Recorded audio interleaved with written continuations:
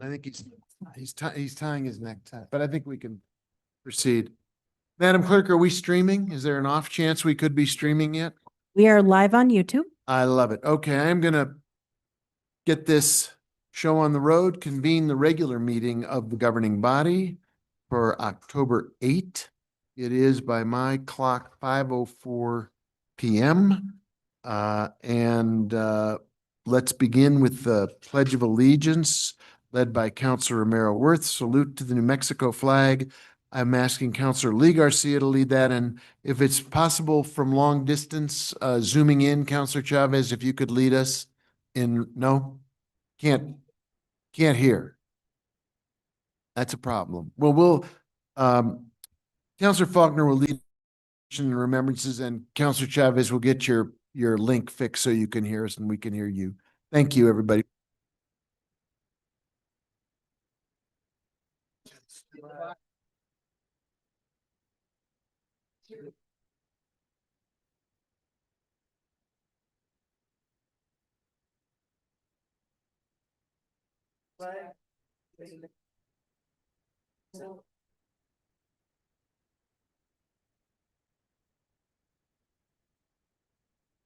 I have had an exceptional couple of weeks, and what it has taught me is that community is interesting in that we can disagree philosophically and we can oppose one another on what we think is right or wrong for our community as individuals. But when I needed my community this past week and a half, my community was there for me. And it only put me in a position where I think we all have been in these spaces where we have felt alone and we have felt scared and we have felt hopeless. And as leaders, I think we need to remember that we set the tone for community, and that I got a valuable lesson this last couple of weeks in what community really means. And so I just want to thank the community. My son is very sick and the community stepped forward 1,000%. I had more help than I ever thought I would have. And for that, I'm genuinely grateful. And all it has done is inspired me to work harder and harder for the community. And I think all of us as leaders have faced those moments. And I think that's why we choose to serve. And I just hope the community understands that we care. And even if we don't agree, we care. There's not a person up here on the dais who does not care.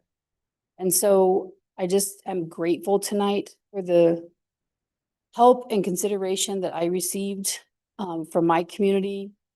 And I hope we all take these moments to recognize that we're of service and that we should do so with kindness and nobility and be humble and be gracious that our community has chosen to allow us to be in a position to be leaders.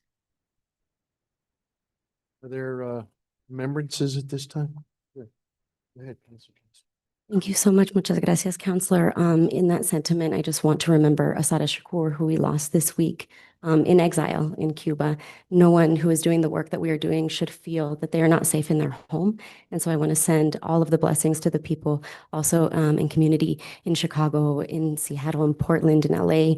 We're with you. Stand strong.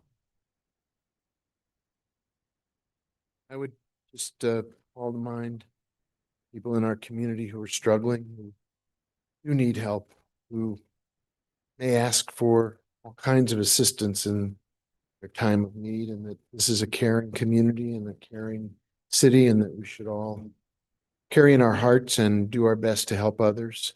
We just had a brief ceremony a few minutes ago thanking several volunteers for the work they do simply because they love our city. Also want to thank the community for reading the names of the victims of the ongoing struggle, war in Gaza. People have died on all sides, and that tragedy is also something we care about here in Santa Fe. So let's keep our thoughts thinking of others, helping others, reaching out to others, and extending community love and support to those who need our help. Let's take a minute of silence.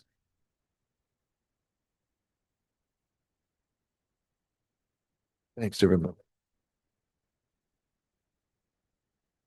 Madam Clerk, can you please call the roll? Counselor Cassett, Here. Counselor Castro, Presente. Counselor Chavez, I'm here and I'm sorry, I just got sound. So I missed a lot of that beginning of the meeting, so I apologize. No worries. I'm glad it's working for you now. Thank you for zooming in. Counselor Faulkner, Here. Counselor Lee Garcia, Here. Counselor Michael Garcia, Present. Counselor Lindell, Counselor Romero Worth. Here. Mayor Weber. Present. You have a quorum. Thank you. Are there changes to the agenda that we need to be made aware of? There are no changes to the agenda. I believe there is one change that involves something that, and I know the city manager would have called it to our attention if he were here. I think something is included on the executive session that will not actually be spoken of during the executive session because the team is not ready to talk about disposition of parcels. That apparently a little bit ahead of ourselves. So can we strike that from the executive session? Do we need a motion to change that or what do we do? Or just don't talk about it? Mayor Weber, councilors, I didn't know that about the staff for retraction, so if you think you can make a motion, I guess. Can we get a motion to just remove that specific item, the disposition of parcels from the, I believe it's, I don't want to. 12A. Yeah, I'm hesitant to do it without the city manager here to make sure I don't misstate it. We got to approve the agenda before. Well, let's just prove it with it on. Yeah, we'll approve it, then we'll see we can amend it later. Move to approve the agenda. Thank you. There's a motion and a second to approve the agenda. Madam Clerk, can you call the roll on that motion, please? Counselor Castro. Yes. Counselor Chavez, Yes. Counselor Faulkner, Yes. Counselor Lee Garcia, Yes. Counselor Michael Garcia, Yes. Counselor Lindell, Counselor Romero Worth, Yes. Counselor Cassett, Yes. Mayor Weber. Yes. Motion is approved. Thank you. And now, Madam Clerk, from the consent agenda, I believe one item in particular I know was removed. Were there others? No, just B. Motion to approve as amended. Second. Is there a discussion?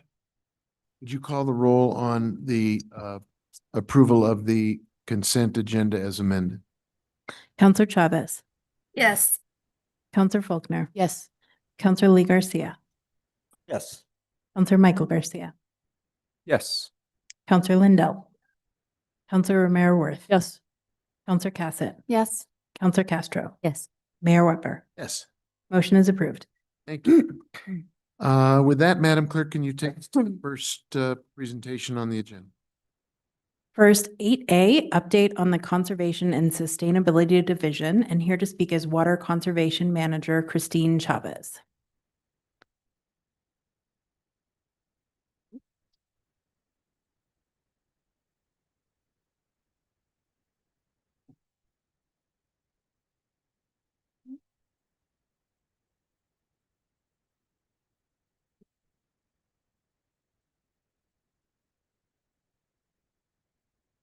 Welcome.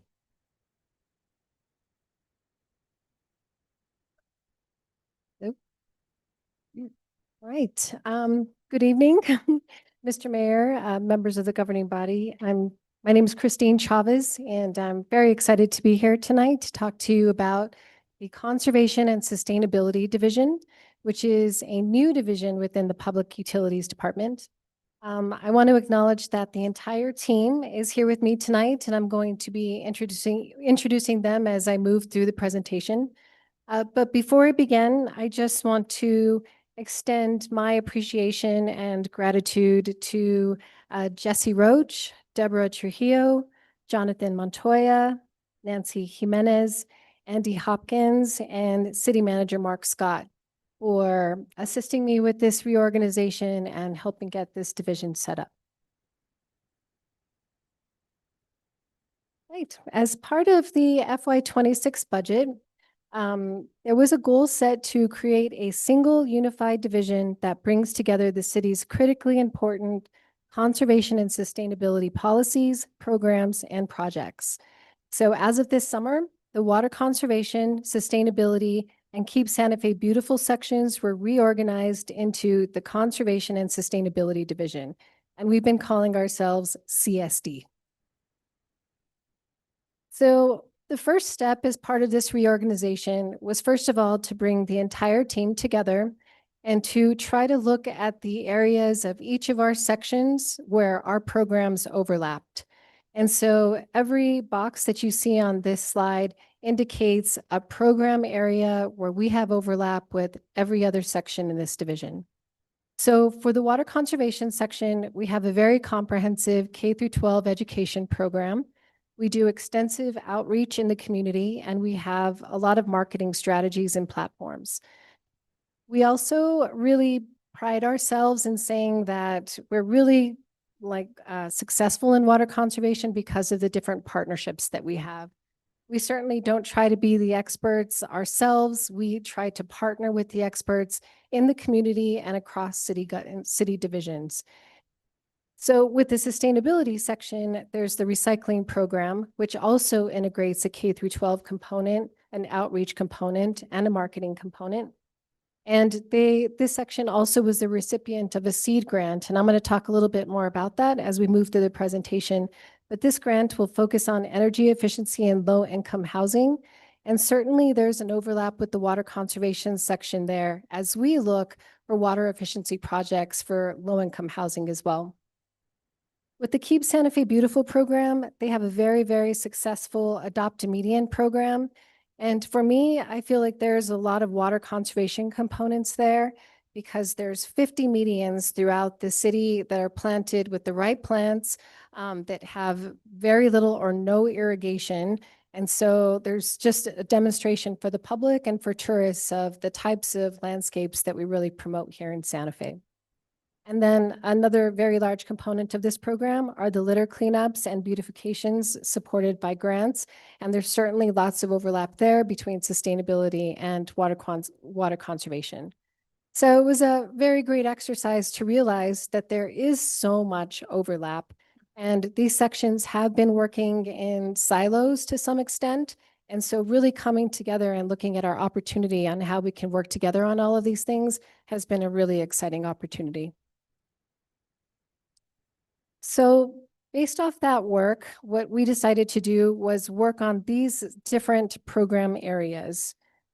So the first is enforcement and compliance. You know, we have enforcement now in 3 different areas: to enforce the water conservation ordinance, the bag fee associated with the recycling program, and there's also an enforcement component and compliance component with the Adopt a Median program.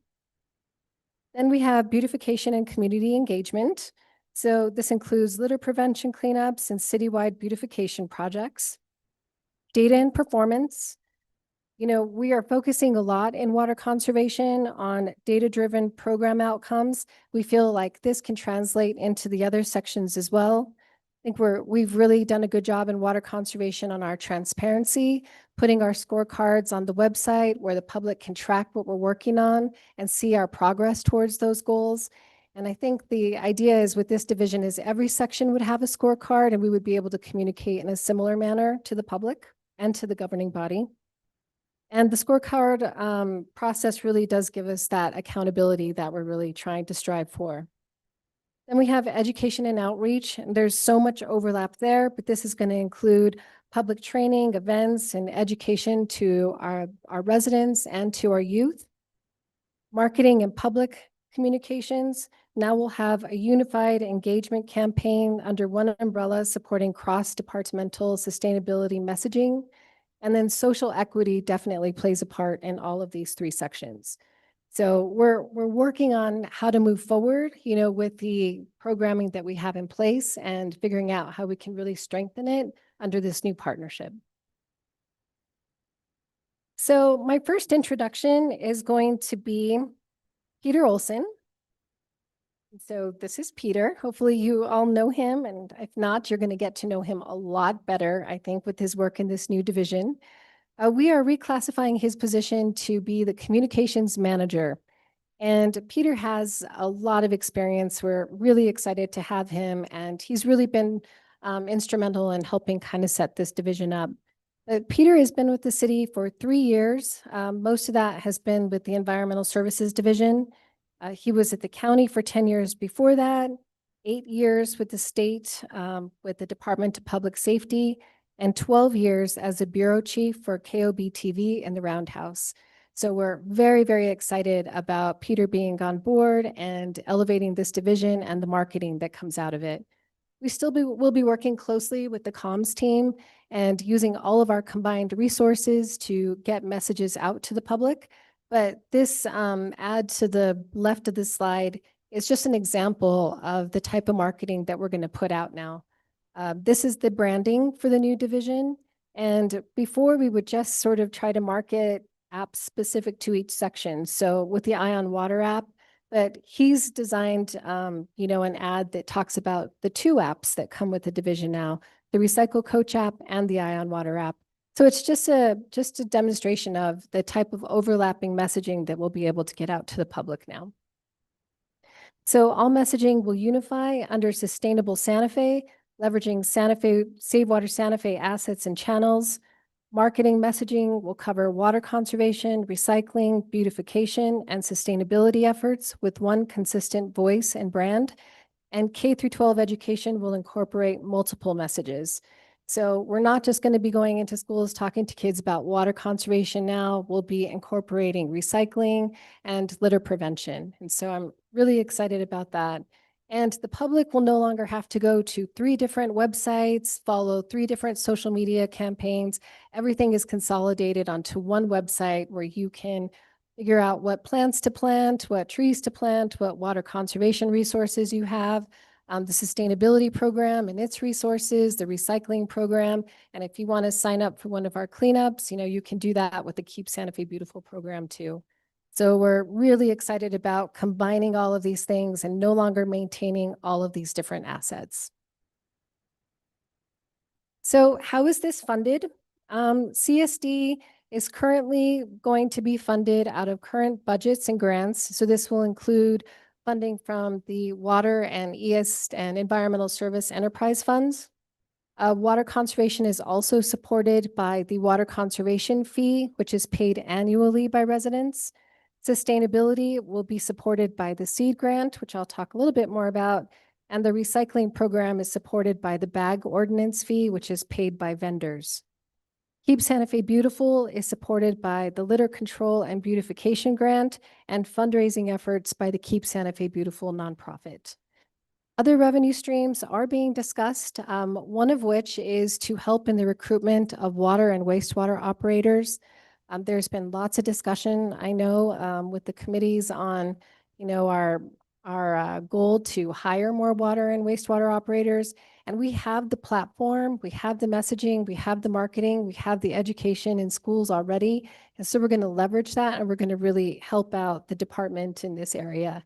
And instead of paying a consultant to do that, some of that money will come back into the new division. And so we're excited about that. But there's other revenue streams that we're considering. And as we continue to evolve and have conversations, we think that there's more opportunities to develop other additional streams. So I'd like to go ahead and start off with some updates on the water conservation section and some of the work that we'll be focusing on there relative to the new division. And with that, I would like to introduce the water conservation team. So I'm going to start off with Patricio Pacheco. Patricio has been with the city for 9 years. He came to us as a temp employee and served as our enforcement officer for a summer and did such an amazing job that it was heartbreaking to let him go.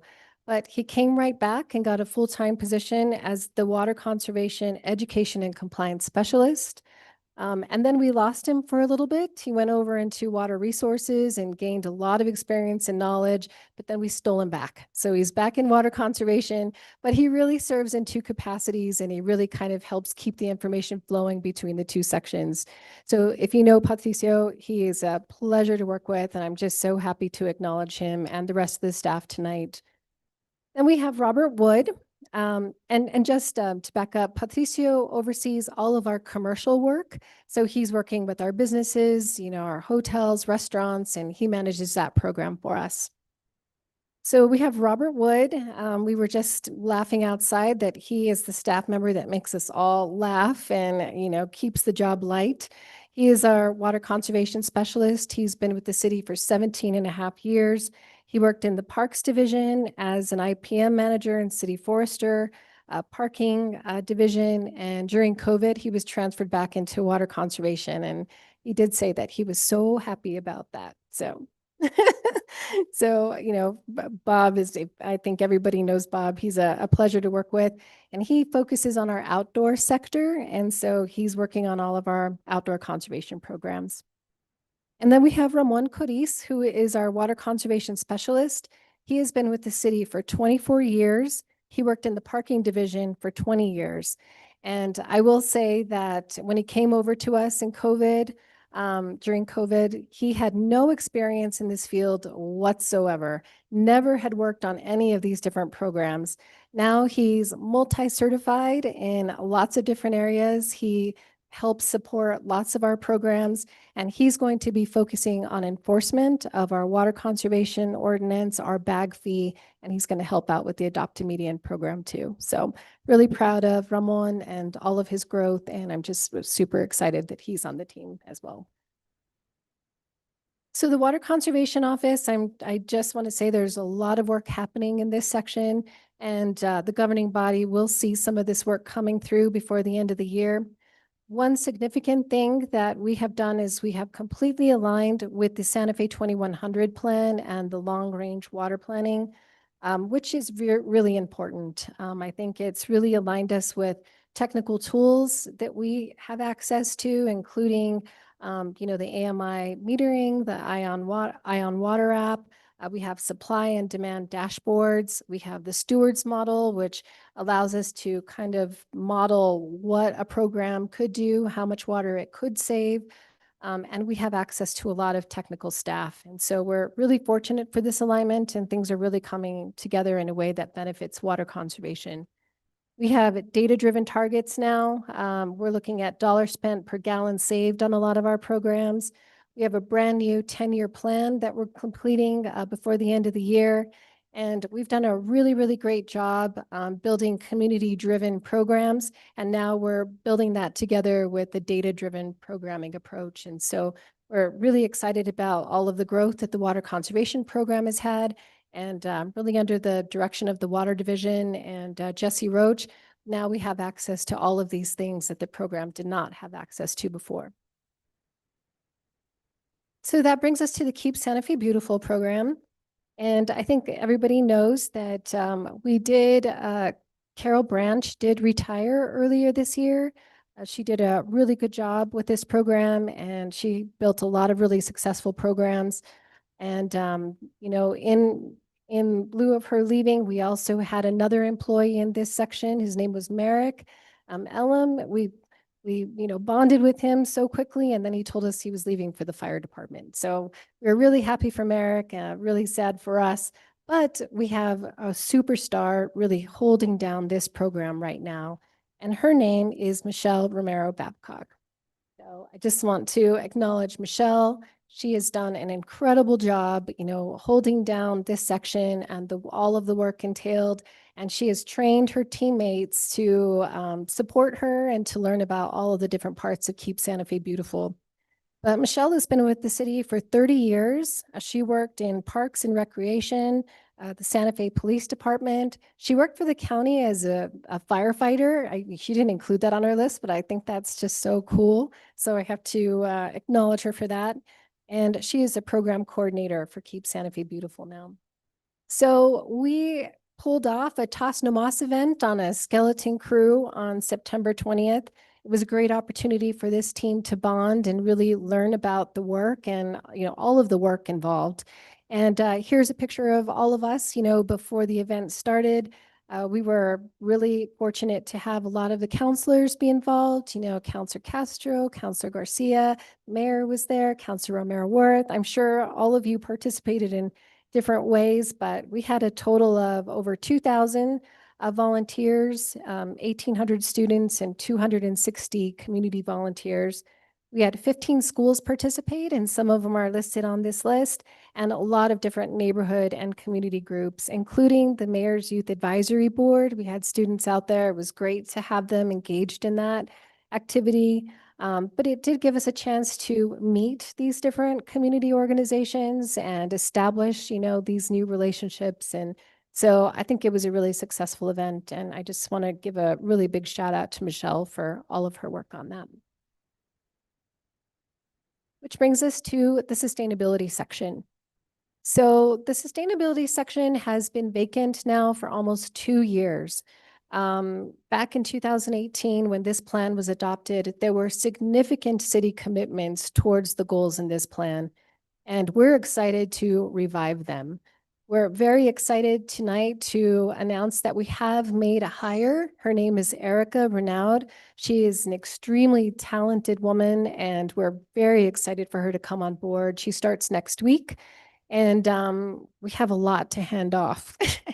I hope I didn't scare her away, but we went through this list when we met, and she's super excited about it.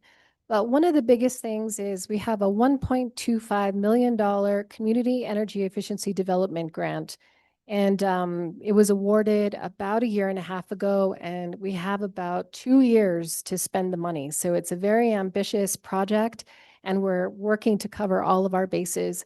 Part of that means that an ordinance has to come through governing body to accept that grant funding. And so you will be seeing that on the agenda hopefully very soon.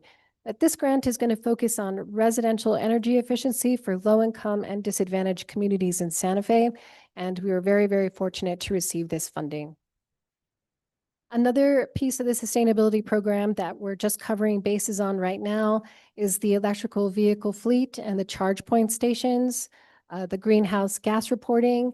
And then I was really excited when Erica interviewed, because she said one of her first priorities was going to be to look at an update to the 2018 sustainability plan.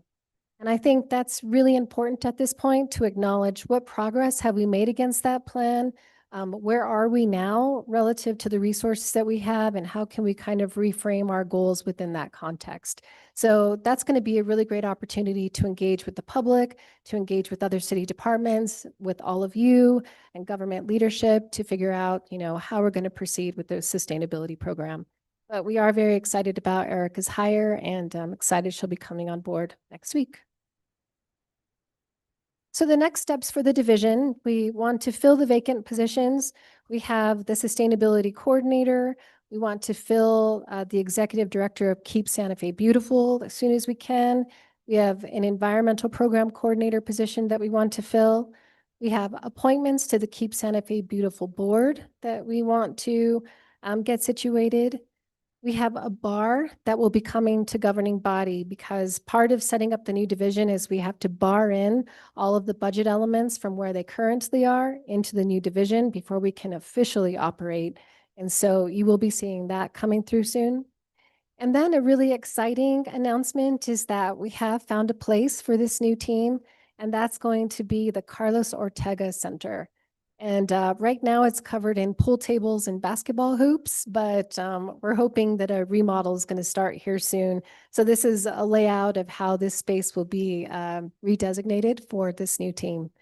But part of the next steps too, once we continue to build, this team out, is to continue to meet with other city departments, city councilors, the public, continue to make this a division where we're constantly getting public feedback, public input, and we're being very transparent about what we're working on. So with that said, we're very, very excited. I'm really excited to be leading this team and think they're just such a group of talented individuals. And I feel like we've already hit the ground running. And so I'll stand for questions. Thanks for the presentation. Let's just Take it as it comes. Counselor Castro, it's off. Sure. Thank you so much, Ms. Chavez. I'm impressed with all of the work. I'm excited for the new space. I think a lot of the questions that I had were answered. Mostly it's how can we help you fill these positions?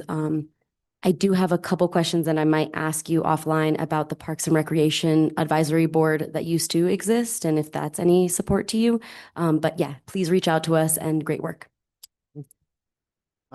Counselor Chavez, can you hear us? If so, it's your turn to have a comment, ask a question, or participate in the discussion on this new sustainability effort. Thank you. No, I think this is very exciting. I appreciate the education and how that's going to be packaged. I think it's going to be really beneficial for our community. So no questions, just kudos to you guys. Good job. Thank you. Counselor Garcia, your floor. No questions, Mr. Mayor. Good luck standing up the division. Thank you, sir. Counselor Lindell? Thank you for the very, very complete presentation. You got a good team. You do. You really do. Impressive and people we all like to work with. So good luck with it and try to stick together as a team. Counselor Faulkner? I'm just gonna say ditto. Sounds like you guys know what you're doing. You're doing a great job and keep doing it. Thank you. Counselor Merrill? Thank you, Mayor. Welcome, everybody.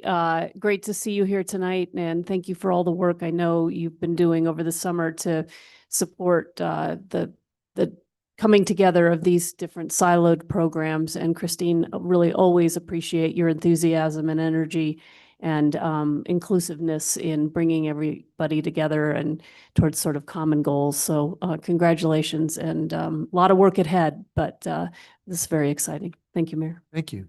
Counselor Casson? Thank you so much, Mayor, and thank you, Christine, and everybody who's here. Echo the sentiments of being very excited. I actually do. I have a couple questions. Sorry to break the trend. One, regarding the revenue streams, and you were talking about all the different revenue streams that were supporting these, disparate programs. I believe that they would normally go back to fund said program. Are all those revenue streams going to be able to be used as, throughout the division? Or, for example, Keep Santa Fe Beautiful has been a nonprofit that's really been funded by donation based, is that something that is Keep Santa Fe Beautiful's dollars come in through the nonprofit? Do they have to stay there? Or is this something that you'll be able to combine the various revenue streams for utilization across the division? So Counselor Cassett, thank you so much for that question. We have had considerable conversation around that topic. And in the end, as part of this initial reorganization, we thought that it was really important that the revenue streams stay with the programs that they originally supported. And so, with the bag fee that will support specifically the recycling program and the marketing and outreach that comes with that. Same with the water conservation fee, it will be specific to water conservation programming. The nonprofit for Keep Santa Fe Beautiful will fundraise specifically for the Keep Santa Fe Beautiful program. But with that said, I think that there is a very unique opportunity to think about how we design our programs so that we're considering the goals of each of the other sections. If Keep Santa Fe Beautiful, that nonprofit is fundraising for an activity for Keep Santa Fe Beautiful, I think those goals will be aligned with the goals of the division, which will include water conservation and sustainability. But they won't be mixed. They will stay unique to their individual sections. Thank you for that. I appreciate that. And I see that makes a lot of sense because I know how hard that is. And also, though, I know each of these programs, we always want to fund them more. So I am hoping that you all will be able to leverage, and it sounds like you're already thinking about that, how do the various funding sources coming in allow you to leverage different projects in the division? Because all of these programs have individuals that work incredibly hard, and there is so much that can be done. So excited that that would occur. Second question, this might be more of a comment. There's these other kind of programs that I get very excited about that I don't really know where they live. One of them is Tree Smart Santa Fe. Is that coming under your purview? So we're still working, with different departments. I am working very closely with Melissa McDonald right now. We're talking about how we work on the tree thing. Because just for instance, within this new division, the water conservation section is working on tree rebates. We work with the municipal tree board on tree recommendations. We have a lot of tree resources. Sustainability, there is an urban canopy goal in that plan that we are trying to work towards. Keep Santa Fe Beautiful, we partnered with them a couple years ago to do a tree pilot in a lot of different neighborhoods, and we were tracking the progress of that. So there is a very large tree component already in the division without even reprogramming it. I think that there is an opportunity for us to integrate all of that into the Tree Smart Santa Fe program and have it, be a more comprehensive program. Because again, all of these different pieces of tree work were happening in different sections. And so I think that's something we're going to continue to develop and work together on, within, between city departments. Well, that's wonderful. And I think it does really illustrate very beautifully why this collaboration and this connection between all these various programs is beneficial. The last one I would just say is more of a comment. The last livability series presentation talk was on stormwater management and green infrastructure, and Director Roach was there, and he could tell you a lot more than I could in technical terms. But I think during that conversation, we had brought up the fact that we were going to have this new division, and how exciting was that, because it felt like a place that something like this could really be explored, and partnering with parks and stormwater and all of that work. So that is one of my votes for things to look at. But I'm really very excited. Can't wait to, hear the updates on the various projects and how things go. So thank you all so much for being here. Thank you for your work, and very excited to see it grow. Thank you. Thanks, Counselor. Counselor Garcia. Thank you, Mr. Mayor. Thank you for the presentation. And a lot of it is communicating with the community, that community outreach.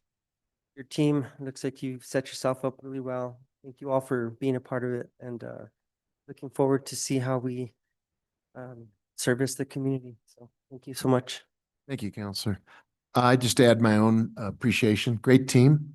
Good to see everybody tonight. Thanks for coming down to get some recognition and some introduction and some support. Congratulations on pulling this together. I think the case you make for better results for our whole city because of more collaboration and internal leveraging is clear. And I think it's very timely with what's going on, both with climate change and other issues, that we are really stepping up to create a structure that supports the city's ambitions for sustainability and conservation. So thank you. Great presentation, and look forward to the updates that come. Good work. Thank you all. Thank you. Madam Clerk, you want to take us to the next item, please?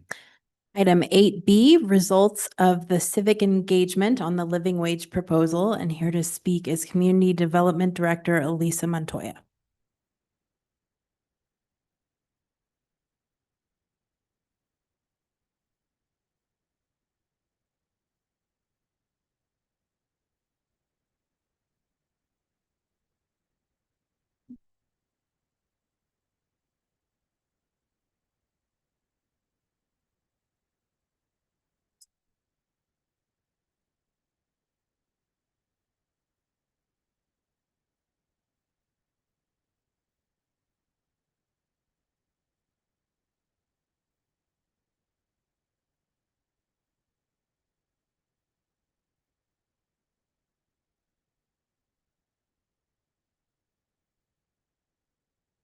I have connected my laptop to the HDMI cord.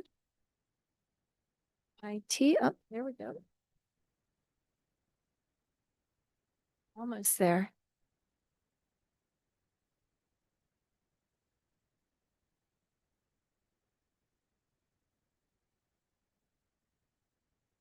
I think you've got it.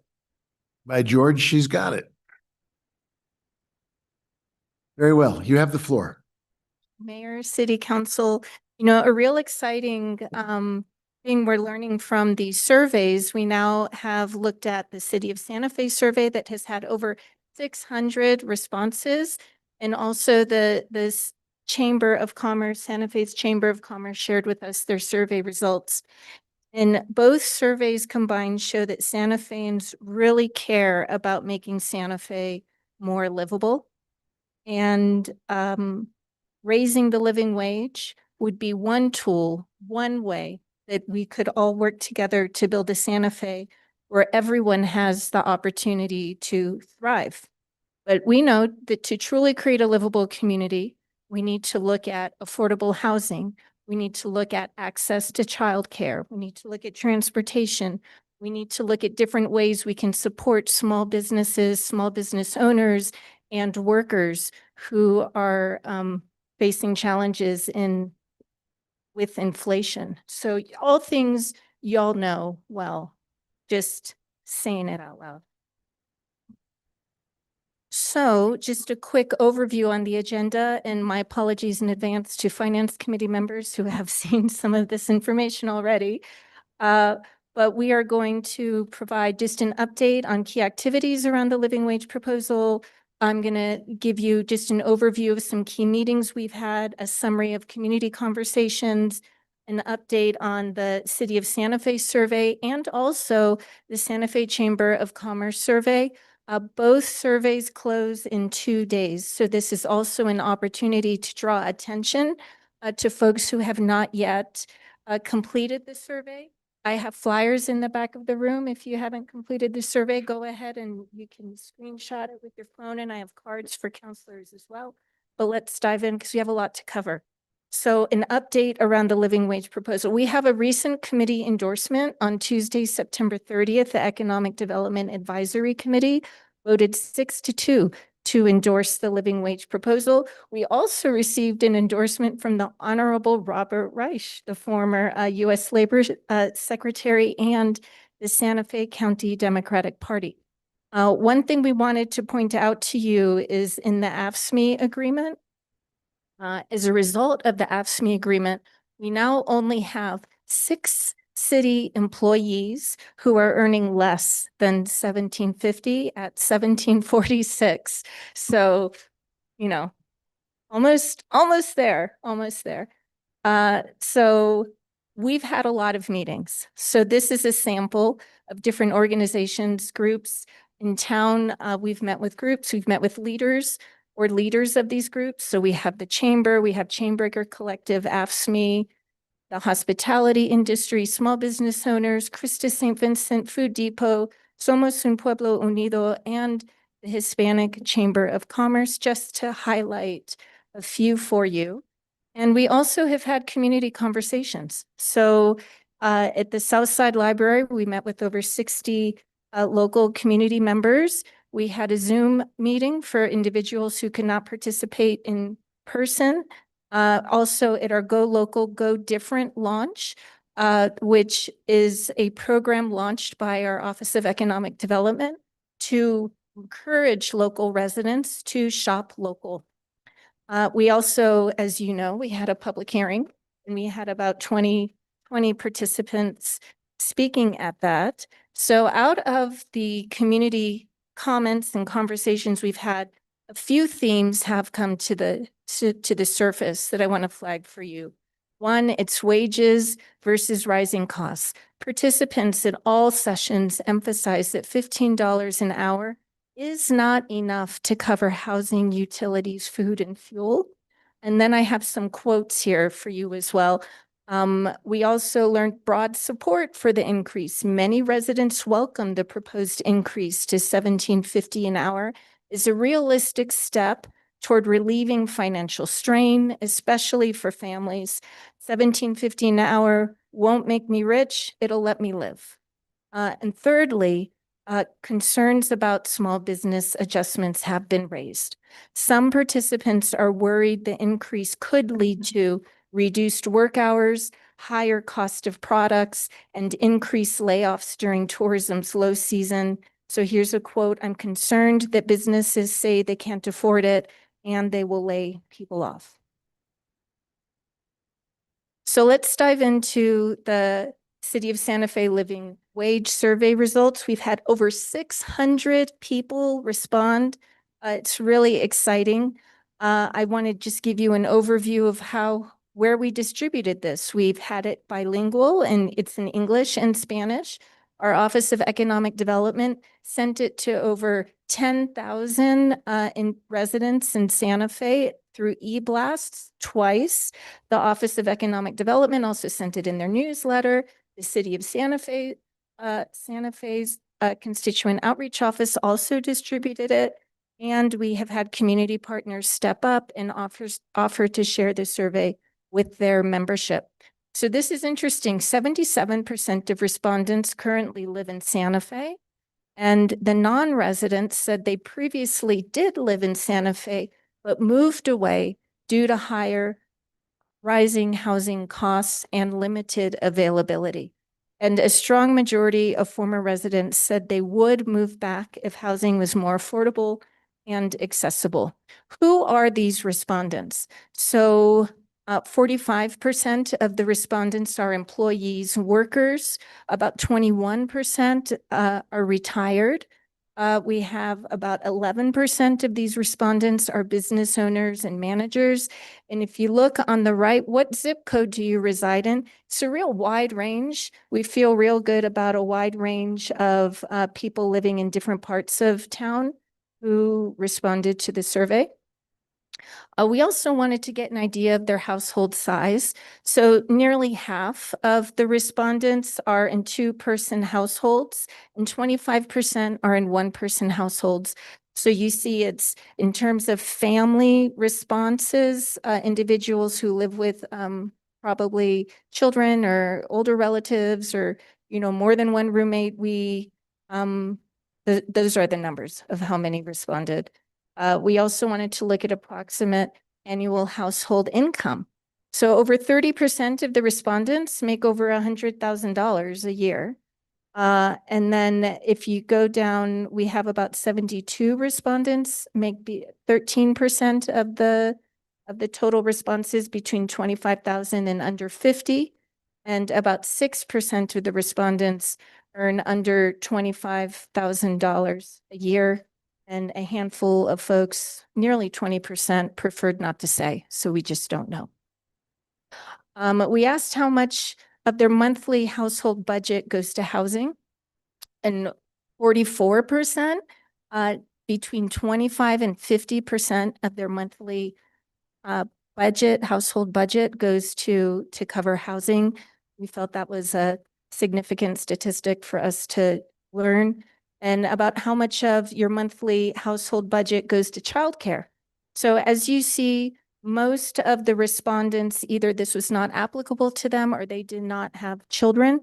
But if we dig into individuals that do, the largest percentage here at 6%, these folks are paying more than $1,000 a month on of their household budget goes to childcare, which is significant. So these are key takeaways we pulled from the survey. One, there's strong community support. Nearly 3/4 of respondents support raising the living wage to $17.50 an hour. There are real affordability pressures that people in Santa Fe faced. Housing remains a top financial strain. And work and resident connections, 77% of all the respondents, as I mentioned earlier, live in Santa Fe. Many who don't said they would move back. And we learned that there's balanced business perspectives. Business owners and managers were evenly split. Roughly a third foresee challenges, a third expect positive impacts, and a third anticipate little change. This highlights the need for collaboration and support for small businesses during implementation should you vote to approve raising the living wage. We also learned that there are a lot of really shared community values. Respondents emphasize dignity, fairness, and sustainability, linking living wages to Santa Fe's identity as a community that supports its people. So we asked folks, all right, how well does the current living wage meet the cost of living in Santa Fe? And over 80% of the respondents from the universe of people I just described to you feel that it is not enough. We asked if they support or oppose raising the living wage in Santa Fe to $17.50 an hour. And over 63% strongly support. And then we have 7% somewhat support, and 18% strongly oppose.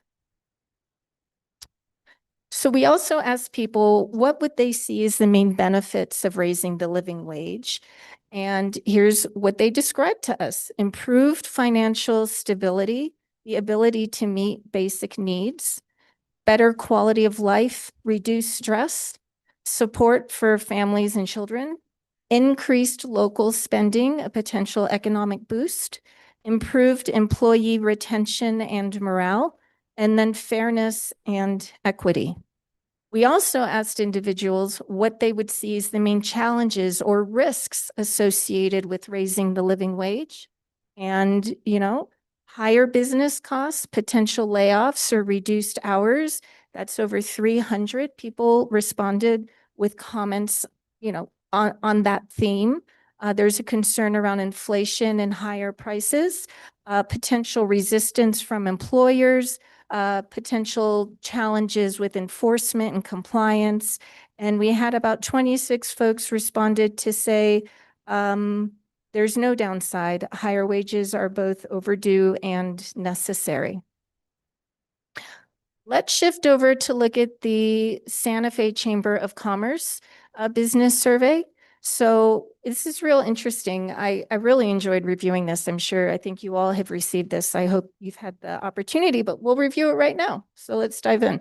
So what's the size of your business? Nearly 40% of respondents in this survey are really truly small businesses between 1 and 5 employees. And then nearly 20% of the respondents are in businesses where there are over 51 employees. So that's I think they have a really nice range of responses. So overall, after reviewing their survey, they gathered feedback from 67 local businesses across a range of sectors, including hospitality, retail, education, professional services, and nonprofits.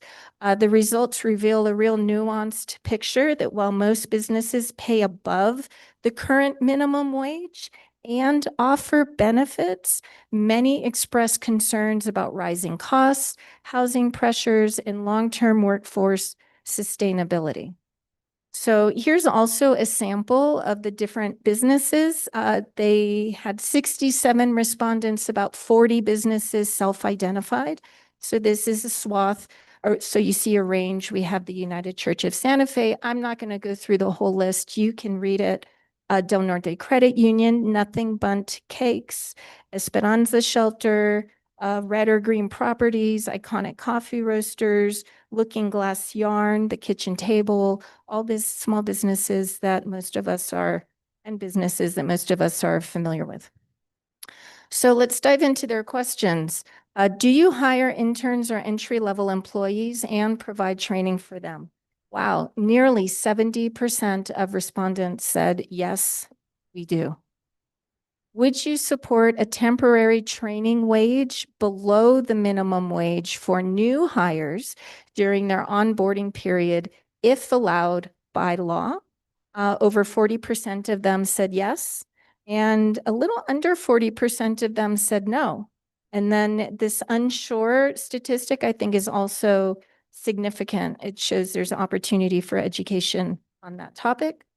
Are you currently using the tip wage credit for any employees? Of the world of respondents into this survey, it's a pretty small percentage, under 10%, answered yes. And there you go. What is the current pay range for your employees? So select the range that best describes your current hourly schedule. Get this, wow, over 50% of these respondents are already paying their employees over $21 an hour. And so if we add the $21 an hour, the $19 to $99 an hour, we're looking at over 65, easily over 65% of the respondents are already paying their employees more than $17.50 an hour. So how many of your employees currently make under $20 an hour? Over 50% said none. So they also asked about employee benefits and what benefits their businesses currently offer. So over 50% of the respondents offer health insurance, dental insurance, vision insurance, paid vacation or sick leave. This is great. What I tune into is the a little under 20% at the bottom that are not offering any of these employee benefits. And I see opportunity for our Office of Economic Development to work with some of these small businesses that would like to expand their services and connect them with consultants and other resources to help them get there. I didn't mention at the beginning of this talk, my bad, our Office of Economic Development Director, Johanna Nelson, is on Zoom. And so she's here participating if you want to ask her any questions on these topics. She's pretty excited to talk about it.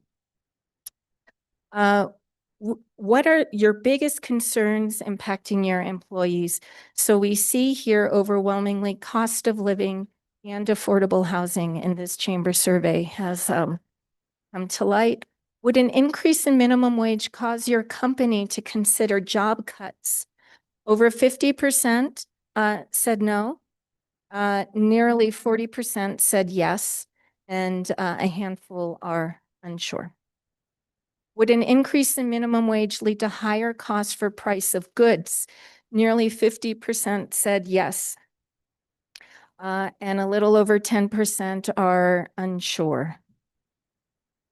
So there was a lot of data, a lot of quotes, a handful of businesses spoke up and gave their opinions. So we took a shot at just summarizing them, and we got these 3 buckets. So cost of living and housing pressure. Here's a quote from the New Mexico Wildlife Center. I fully support a living wage as a minimum wage. The cost of living in Santa Fe has cost our organization employees and potential hires. Without a doubt, the single greatest factor is affordable housing. Every time we lose an employee, it costs time, energy, and dollars we could be putting toward the work of meeting our mission. Living wage is a win-win from Southwestern College. Here's a quote: a living wage means that my employees don't have to worry about their basic needs, housing, medical care, childcare.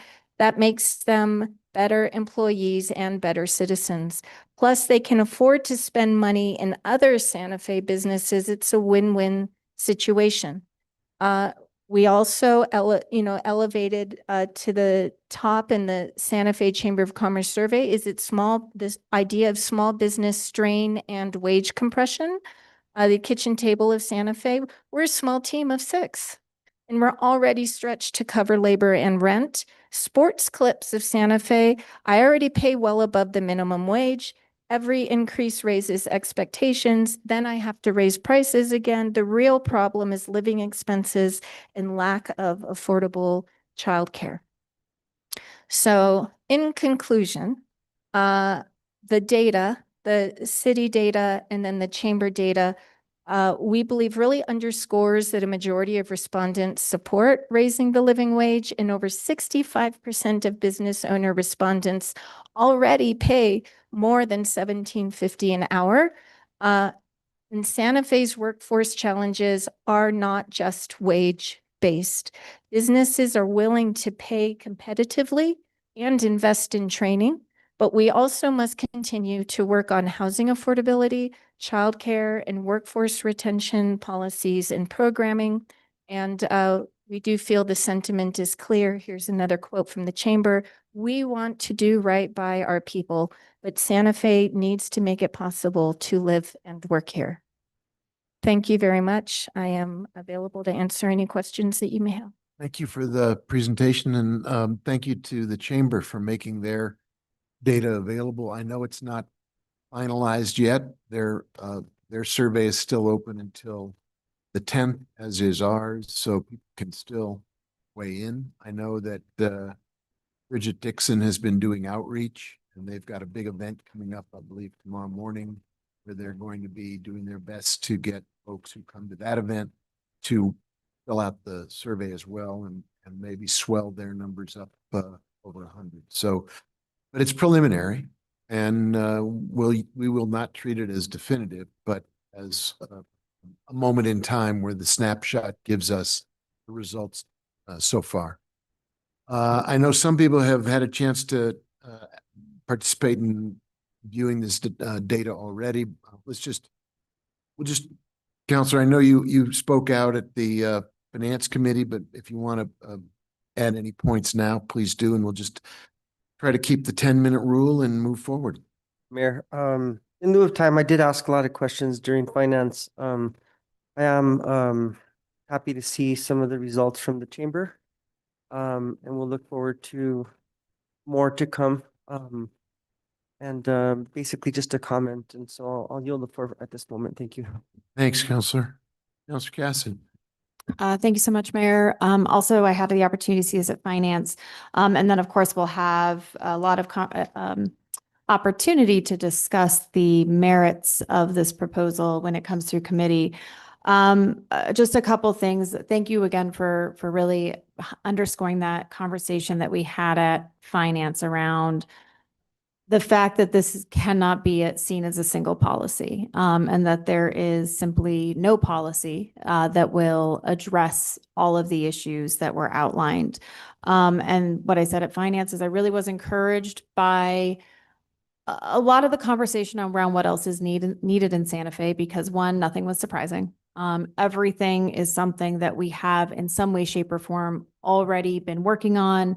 That there are advances at the state. I think childcare is one of the most interesting, considering we are closing in on the date when childcare is going to be free across the state. And I'm really interested to see how that's going to impact families, and very excited for that, quite frankly.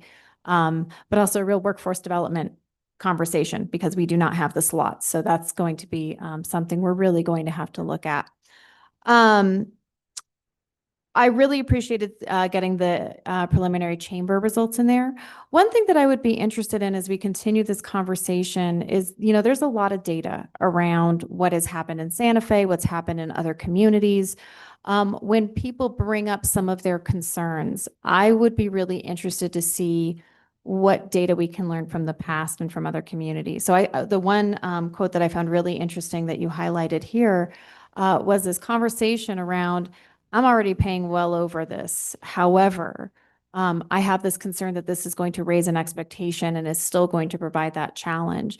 And I would just be really interested to see how living wage increases impact businesses that are already paying over and employees who are already receiving over that minimum wage. So as we continue to have that conversation, please bring that forward if it's possible. I said a lot in finance, so I'm good for today and look forward to really discussing this in depth, I believe starting next week when we start to bring it through committees further. So thank you. Thank you. Counselor Merworth. Thank you, Mayor. Yeah, I would encourage folks to watch the Finance Committee meeting. I think we did have a very good conversation.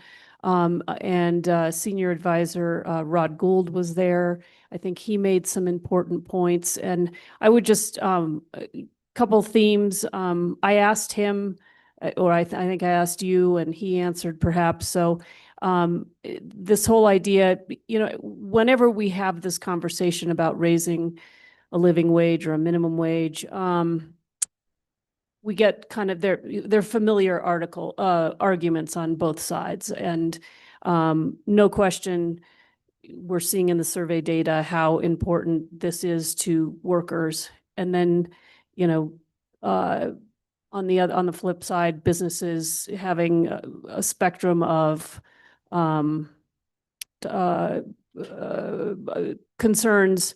And I think we see this stuff, we see these arguments, and the last time we raised this, or when we enacted it, did the concerns materialize? And I think Senior Advisor Gould talked about the fact that law, as part of the implementation, said that there needed to be a study done within a certain period of time to see, what kind of an impact it was having and how was it impacting or wasn't it impacting businesses. And I think it's really important now that we have this larger audience to just point to that survey and what it told us about the last time we went through this. And if you are prepared to just touch on that, I think it would be helpful. Yeah. Mayor, Councilor Romero Worth, absolutely. So in this proposal, there is a study required after it is implemented. And when the city implemented the first living wage, when they set that up to begin the process that has led us now to $15 an hour, they also required a study. In fact, there have been two studies on Santa Fe. So there was one, I think within a couple years after implementing the first living wage proposal. And then again in 2024, there was another study that looked specifically at Santa Fe. And what we found is there were a lot of business benefits. There was reduced turnover. There was cost savings around training because employees stayed longer. There was productivity in morale gains. Customer service increased because the quality of the workers were more stabilized because they remained in jobs. There was reduced absenteeism and more people spent locally. We also learned that any employment impacts, which there were some, were small to negligible, and the earning gains were reliable and disproportionately benefited women, younger employees, and ethnically diverse workers. Okay, thank you. I just think it's important to underscore that. And those two surveys, or studies, I guess, they weren't surveys, have been provided to the governing body. Are they available to the public? Are they on our website somewhere? If they are not, I would turn to Johanna Nelson to confirm. We'll confirm, and if they're not, we're going to make sure we post them on our website this week. Yeah, I think that would be good to make sure that we're getting that information out to folks who want to dive in and be policy wonks. Just the other thing that I think came up in finance that I thought was interesting was that I think this may have come from the Economic Development Advisory Committee meeting, an acknowledgement that in the year before this policy is implemented, if it does get approval, it's going to be really important to work with employees and with employers. So there are concerns about what this does for employees and other benefits. And there are concerns from, I think, employers that might benefit from individual counseling or small business navigation. There we go. There's even a word. So I think that's really important that, it may not be so much a policy to protect, like a across the board policy to protect some of these concerns that are being raised, but that we really are going to have to double down and working with individuals on both sides of this equation, employees and employers, around how this impacts them and how they can get help and how they can position themselves for success, I guess, is the thing. And that I think is a really important theme, and maybe you can touch on that. Yeah, absolutely. Mayor, Councilor Romero Worth, that's a really excellent point. We, one thing that really excites us in the shop is we've already launched a small business navigator program with a focus on connecting small businesses with resources to help them grow their any competencies, or if they want support or they're facing challenges. We have a real robust program. I would love for our director, Johanna Nelson of the Office of Economic Development, to tell you a little bit more, tell the group a little bit more about what those programs are, because we're so excited about the potential to strengthen them and grow them and expand the good work that we're already doing to reach more businesses. Mayor, is she available tonight? I heard maybe she was on, but I don't know if she's. Is she in the Zoom room waiting to be promoted, perhaps?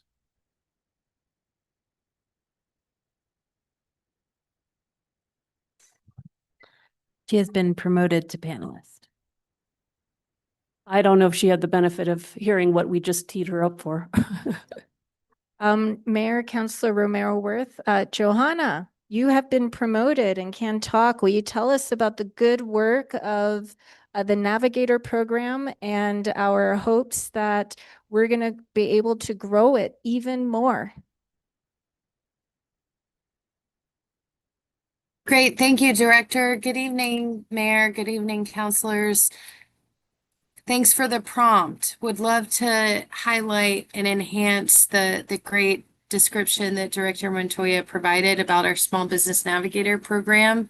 As a reminder, we partnered with New Mexico State University's Arrowhead program to help us deploy a Small Business Navigator program. What this means is that we have a coordinator that is housed in the Santa Fe Business Incubator, and Caroline Lee is that person. She's available to meet with businesses one-on-one to explore, discover those incompetencies that Director Montoya mentioned, whether that's marketing, business planning, workforce assistance, you name it. She identifies those needs and connects them to our resource partners.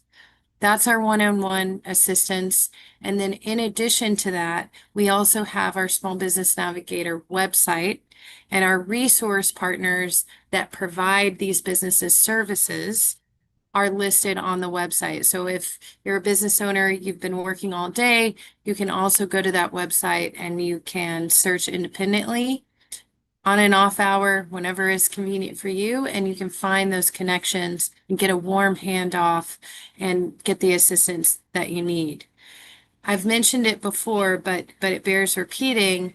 Due to federal cuts, some of our business service providers are no longer providing services in Santa Fe. This means that now more than ever, it's important to really fill in the gaps.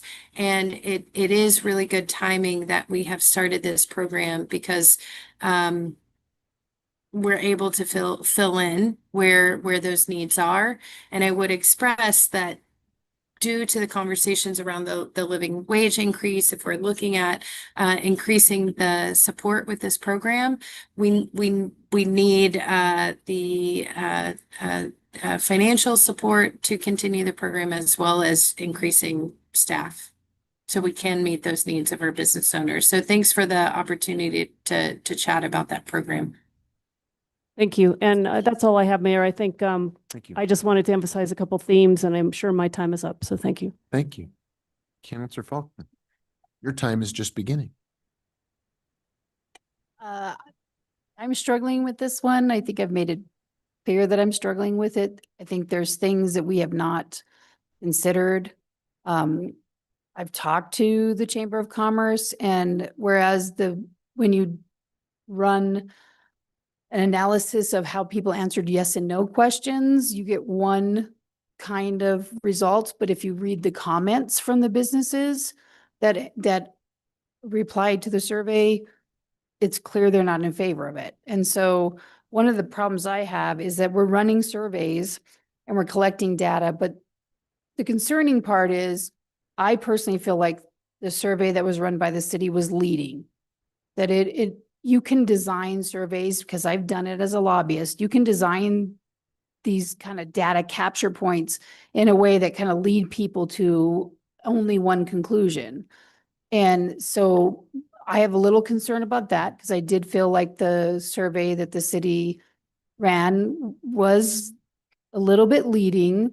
And I also have concerns that in talking to the chamber, the results in the comments related to the answers were different than if you just took the yes, no questions. And so I have a lot of concerns. I'm concerned about how this is going to increase the unemployment tax and payroll tax. These can run like 6% or more for a company. So anytime you raise someone's salary, the business isn't just paying $2 more an hour. The business is going to be paying more than that in these taxes that they have to pay. And so I'm not against the living wage. I just feel like this may not be the best formula. And so hopefully as we go through the process, we can work on some amendments and we can do some things to protect small businesses. If 40% of the small businesses are concerned about this, that's almost half of the small businesses in Santa Fe. And we know that most of the people in Santa Fe work for small businesses. So right now we're being told by the business community that almost half of the business community feels like they cannot take the weight of the living wage. And so, whereas I'm, again, not opposed to a living wage, but I'm not 100% sure that this is the right formula. It's not considering things like if someone's on government subsidies, what happens if they go 1 cent over? They lose their government subsidies, which includes healthcare and SSI and SSDI and a whole bunch of things that help people manage their lives when they're an at-risk population. And so I'd like to have more conversations about that. I'd like to have more conversations about, again, unemployment tax, payroll tax, a litany of things that aren't contemplated in this legislation. And so I'm not against it, but I'm looking forward to having a robust discussion as we move through the process of committee and kind of leaning into the conversation. And hopefully as a governing body, we will find something that will work. Thank you, Counselor. Counselor Lindell, we'll come to you next.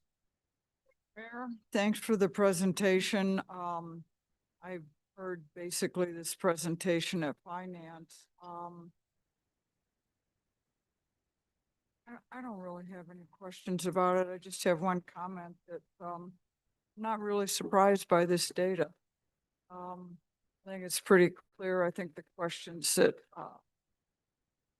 Councilor Faulkner just brought up, I think we have, or we will have answers and comments to those.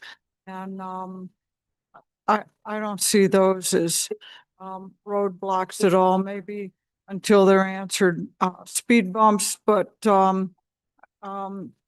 I think we've got a lot of data on this and a lot of information, and really and truly none of it really surprises me. Thank you. Thank you, Counselor. Counselor Garcia, your turn. Thank you, Mr. Mayor, and thank you for the presentation. I look forward to diving deeper into this, both sets of data. And I'm assuming once both surveys are concluded, we'll get kind of a refreshed set of data. Am I hopeful in that understanding?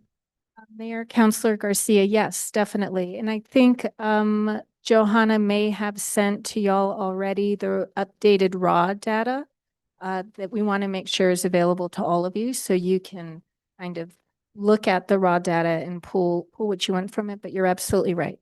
At the end of this week, when it closes, we'll be updating all of this information. Okay. Thank you. Thank you.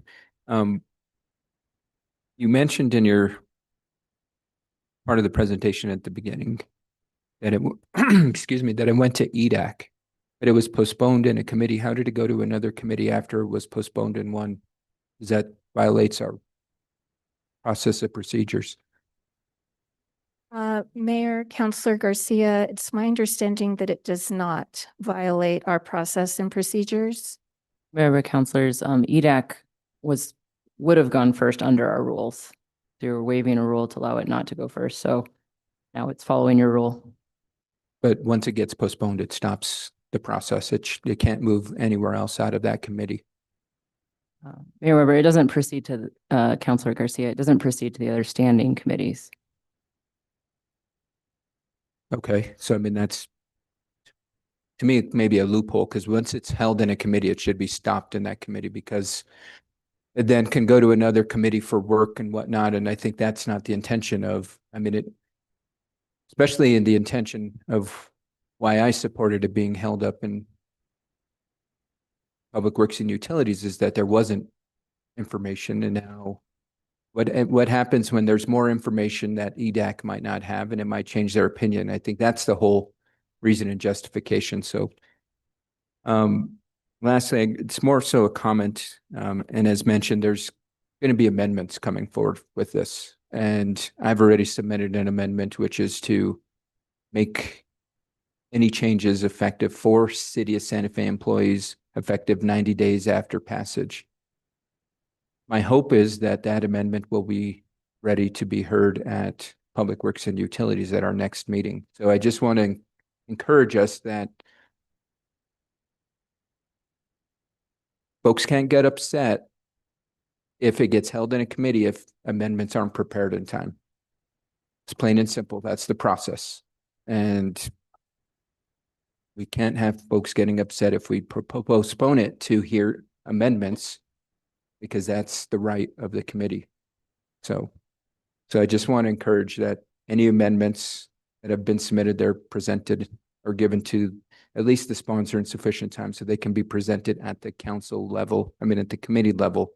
And I know, but I just maybe to expand on that, a committee that they sit on, because, for example, I sit on Public Works and Utilities and Quality of Life. I don't want an amendment to be prepared only to be introduced at Finance, which I do not sit on, nor do I have an opportunity to vote on.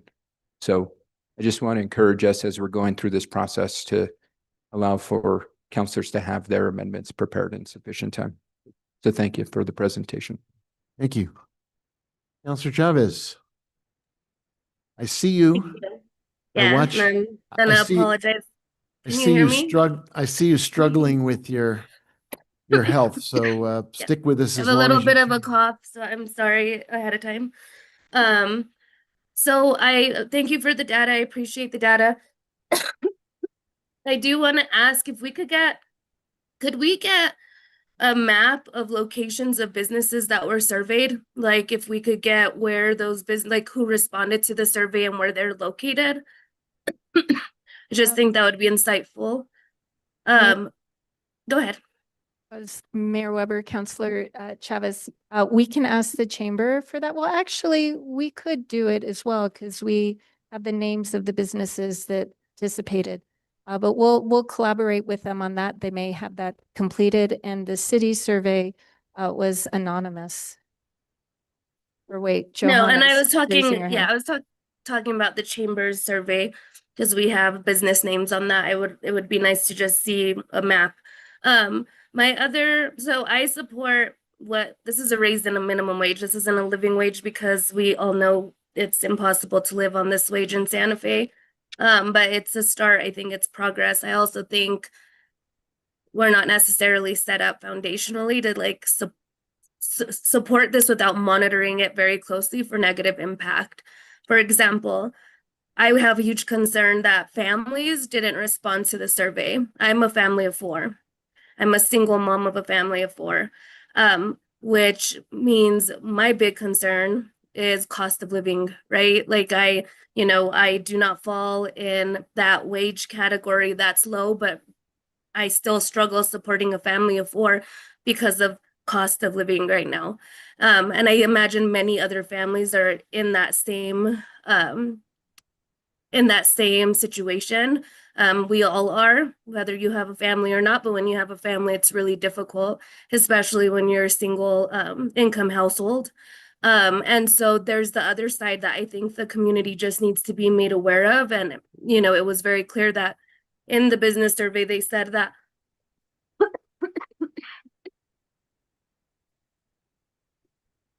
there may be an increase in cost, and we already have an increase in cost.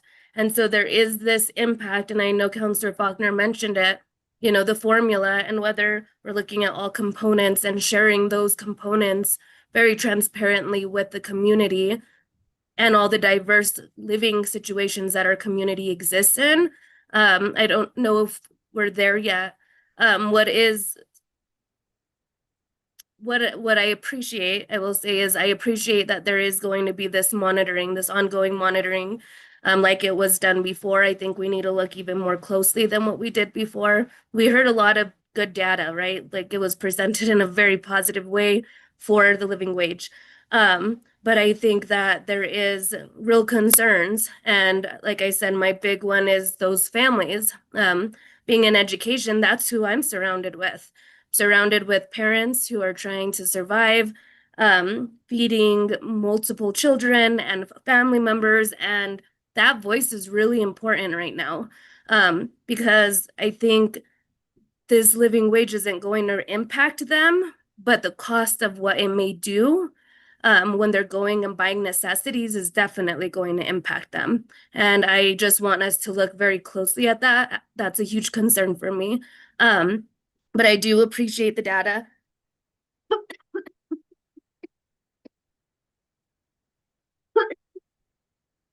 And I appreciate the plan to look closely at the process. I think that we have a lot of work to do, and we all know that, in addressing the real issues that is beyond the living wage. So those are just some comments, some things, some concerns that I have, some big picture items that I don't think have been emphasized enough. So I just wanted to shine light on that. But thank you for your work. Thank you for sharing the data with us. I really appreciate that. Thank you, Mayor Weber, Councilor Chavez, if I may, just really quick. I agree with you that we had hoped to receive more responses from families, but we also recently launched a survey around childcare in partnership with our Community Services Department. So as those results begin to come in, or once that survey is closed, we'll have data specifically speaking to families and childcare that we can point to. And I also want to point out that when the internal decision was made to propose a raise to $17.50, looking at different economic studies that we'll be able to get more in depth in as we continue to discuss this, we really found that in having the least impact, like the least negative impacts, a $17.50 was a sweet spot, and we look forward to sharing data on that down the road. Thank you. I just have one more question, sorry. Did we partner with the schools at all in trying to get surveys? Like, because that's where our families are. So our families really don't have time to see surveys online, or it's just they don't have time to go to meetings or forums. I've always said this since the beginning of my term, is that Santa Fe Public Schools, our charter schools, are huge partners in communicating with the people that we need to serve, which is our families. They will partner, they will send communication out, they will blast it, they will send things home with students. That would have probably been a really important piece to capture that community. And maybe as we monitor the impacts, that is something that we could look to do. Mayor Weber, Councilor Chavez, thank you so much for that comment. That's really spot on. We did not share the survey with the schools, but we are partnering with the schools now on the childcare survey. So we got it right the second time around, and we get better every time. Thank you. Thanks, Counselor. I hope you feel better. It's clear you're struggling there. So like I said, stick with us as long as you can. Counselor Castro, you have the floor. Thank you so much. Thank you so much, Director, for the presentation. I'm going to time myself just in case. All right. This is a super important piece of legislation. This is a really important project that has been in the works for quite a while. I am, and it's not a secret, very disappointed with $17.50. I think that is absolutely not enough. And I think that the research and the responses that we've gotten, which are self-selecting, and yes, we could do a better job, agreed, suggest that. A majority of businesses, in particular in the industries that we're concerned about, are paying far above $17.50, and I don't think would be in danger of closing or reducing businesses. I do resent the idea that there are certain industries or businesses that are using government funds to supplement the income of their employees. I think that it is completely unacceptable for somebody to be working full-time and still qualify for any type of impoverished income qualified services. I think that it's important that we think of being a business owner. And I know that it's not always honored in this room, but I have been part of a small business for my entire life, third generation coming on, and it is a responsibility, not a right. When you employ people, you have a responsibility to take care of those folks and to provide for them and make sure they have good working conditions. It is not a right that you're able to give people poverty wages and allow for them to continue to be in a condition that is unsustainable. So I have plenty of amendments that I would love to see, but in particular, I'm going to be looking at the amount. We have seen that it is definitely feasible to go at least to 20. And when we look at the living wage calculator from MIT, which is where we're basing a lot of the research that we have in the community, 0 children, 1 person working, we're looking at $24.42 for a living wage, which is correct. As Councillor Chavez suggested, this is not anywhere near a living wage. So I will leave my comments there. Thank you so much, and I hope to see an increase. Thank you, Counselor. I want to thank you for putting this together. It's very comprehensive. I think the questions we're hearing are incredibly helpful in terms of the work that will now be done committee by committee. I know that Professor Riley White has played a role in analyzing much of the data and providing advice. I just want to double check, is he going to be available for some of the meetings so that the questions that have been raised about will this have impact, will this spiral into an inflationary cycle, issues that he as a professor of economics at UNM and department head, I hope will be able to be present to directly address. Mayor Weber, yes, as this proposal moves through committee and, if should committees vote to advance it back to governing body, Professor Riley White will be available. Great, thank you. That's my only question. I appreciate you. Thanks for continuing to plug away on not just substance, because that's important, but I think the process is equally important to make sure that a large response rate is sought and it's diverse, and we look for data to guide us, and this is very informative. So thank you very much. Madam Clerk, what's the next item on our agenda? Item 9B, request for approval of a budget amendment resolution bar from the water and wastewater enterprise funds to salary and benefits in the total amount of $5,495 to reclassify 87 positions in the Public Utilities Department. And here to speak is Interim Public Utilities Department Director Jesse Roach.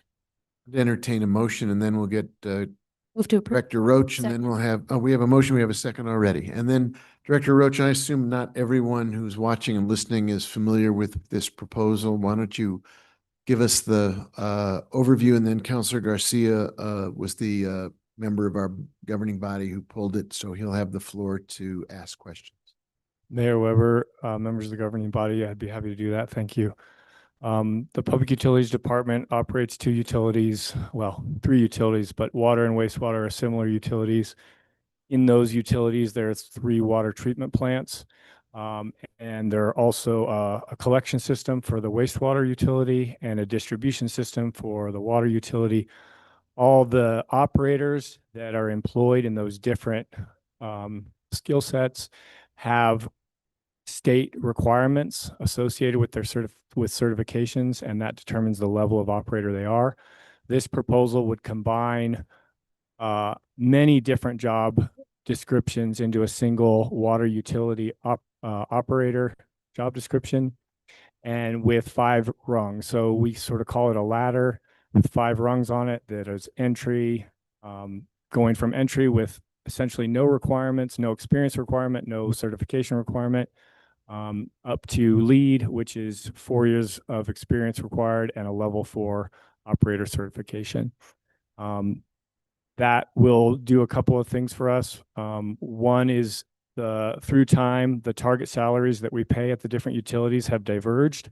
And so we're going to make them the target salaries will be the same across the utility, which will allow for people to move from one division to another division, and also will address what has become a discrepancy, especially between wastewater and water, and also from both utilities to other neighboring utilities. So we feel will make us more competitive regionally, and allow us really to pursue the only thing that I've seen work consistently in the 5 years I've been here, which is build our own operators. And so we want to pay our operators more.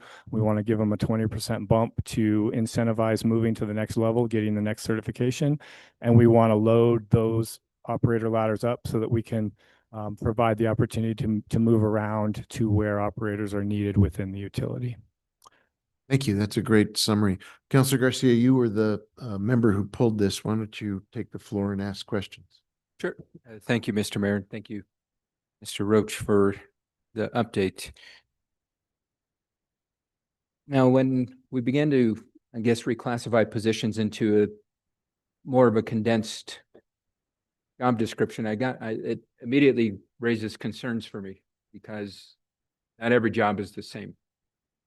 And not every job is the same, and people should be paid in regards to the duties that they're completing. And so I started to look at the different positions here, and looks like vast majority of folks are being changed or moved to what's going to be potentially classified as a utility operator lead. And when you start looking at some of these positions, they're very different in the nature of the work that's being done.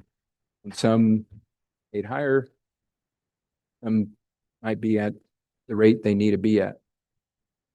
And what I mean by that is you look at, for example, you got a position right now that's classified as a laborer. And they're making $17.51 an hour, but they're being bumped up now to $41.47. Same proposed classification of utility lead, pipe fitter lead. This is the current title, pipe fitter lead. They're being paid $31.66 an hour, moving up to $41.47. But then if you look a little deeper, there's a pipe fitter entry, which is $20.58. And they're also being moved up to $41.47. That creates compaction in the workforce. How can we justify the range of current salaries and everybody then moving to one salary when there is definitely a disparity in the work product, in the work output? Thanks for the question, Councilor Garcia. I want to point out that the vacancies are being reclassed from whatever their level they're at now to a lead. And what that provides for us is budgetary flexibility when we hire. That allows us to post a position. So we will post a vacancy for a utility operator. And if we get somebody with a high school diploma and nothing else, then they would be able to become an entry. There's a target of what we pay the different levels for this job in the memo. And so I'll just sort of briefly mention it for folks listening who aren't accessing the memo. A utility operator entry would get $20 an hour this fiscal year. A utility operator basic, the next level up, which requires a year of experience and a level 1 certification, would get 20% more for $24. Similarly, intermediate, which is the next step, another certification and another year of experience, $28.80. The next one, $34.56 for advanced, and finally $41.47 for lead. If we budget the vacancies at the level of the lead, which is 80% of this recommended bar, it then allows us to post the position. And if we get a lead, we can hire them as a lead immediately without going through the paperwork of getting more budget to that position. If we get them as an entry, we hire them as an entry, and we have leftover budget associated with that position, which then would revert in the next budget cycle because they would be budgeted where they are. So I'm hoping that a beginning to an answer to your question, which is in that table, we're showing all vacancies going to lead, but we're not showing you can only go up to whatever level you can get to based on your certification. Okay. So then what happens in the instance where you don't get any lead operators and folks apply for a different position? They're not a level 4. Do they get paid the lower rate? I mean, yes. So then in that situation, if you get 3 applicants, you can take the best applicant, be that an entry level or an intermediate with a level 2 certification. Whoever you as the hiring manager decides is the best applicant for your team, you take that applicant and you pay them at the target level that's commensurate with their experience and certification. Okay, thank you, Director Roach. And then, given that this is a great number of positions that are proposed to be reclassified, 87 positions. What are the conversations with our union? Is union representation here? I can't see behind the screen. They are. Can I have union come up, please?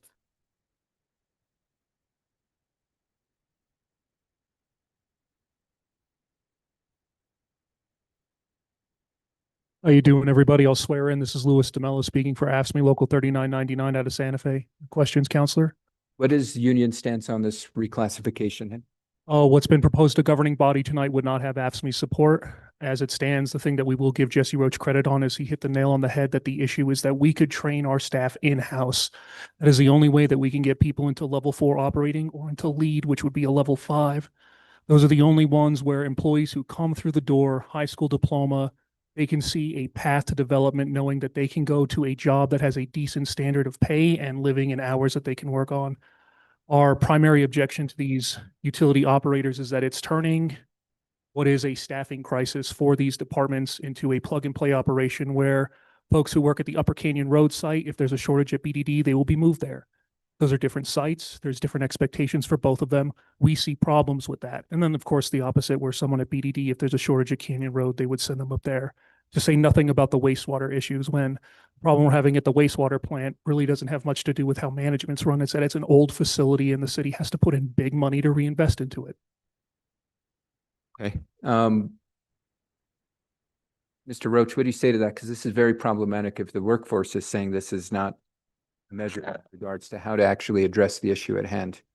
With all due respect, I disagree with that assessment. There will be specific, we have many job descriptions in the city which say assignment, specific duties associated with a specific assignment. And so if you have a water level 3, you can't go operate as a wastewater level 3. So there's going to be a difference between what sort of certification you have. Now, I will say it is absolutely our intent to train our operators to the highest possible level and then give them the opportunity. We don't see success when we tell somebody to do something that they don't want to do. What we see success with is carrots. Here's an opportunity for you to move over here to a different position and a different plant and make more money. That's the way that I would like to set it up, and that's the intent of this proposal. No other questions, Mr. Mayor. I have a couple hands up, Councillor Cass and then Councillor Castro. Thank you so much, Mr. Mayor. Kind of on that same topic, one of the conversations we had at finance was this concept around redundancy and around, as you said, obviously, if somebody's only certified in water, they can't do wastewater, but in the ability to make sure that these really important functions continue to function. And so part of this would allow, if there is that flexibility or if there is that, dire need, that we have staff in-house that would be able to help fulfill that need as opposed to going out for contract. Was I understanding that conversation? You weren't, I don't believe you were there. This was with Jonathan. Was I understanding that correctly? That's what I came away with. Mayor Weber, Councillor Cassett. Yes, and I listened on Zoom, or I listened in on that. So yeah, I think it's correct. We do want redundancy. And on the water side of things, if we can build level 4s, then we do have redundancy across the water side of things. But there's also a benefit to water operators knowing what's happening at wastewater operators knowing what's happening at water. And so one of the other pieces here is to provide opportunities for cross-pollination from the bottom up, entry-level opportunities to work at the different plants and work towards both certifications, water and wastewater. We're going to follow this proposal with a proposal to have retention-based incentives based on the level attained. And then I think the next piece that we start to try and figure out in this puzzle is some sort of an incentive for somebody having a dual certification, because we've created this operations superintendent, which is sort of the management level that goes right above this ladder.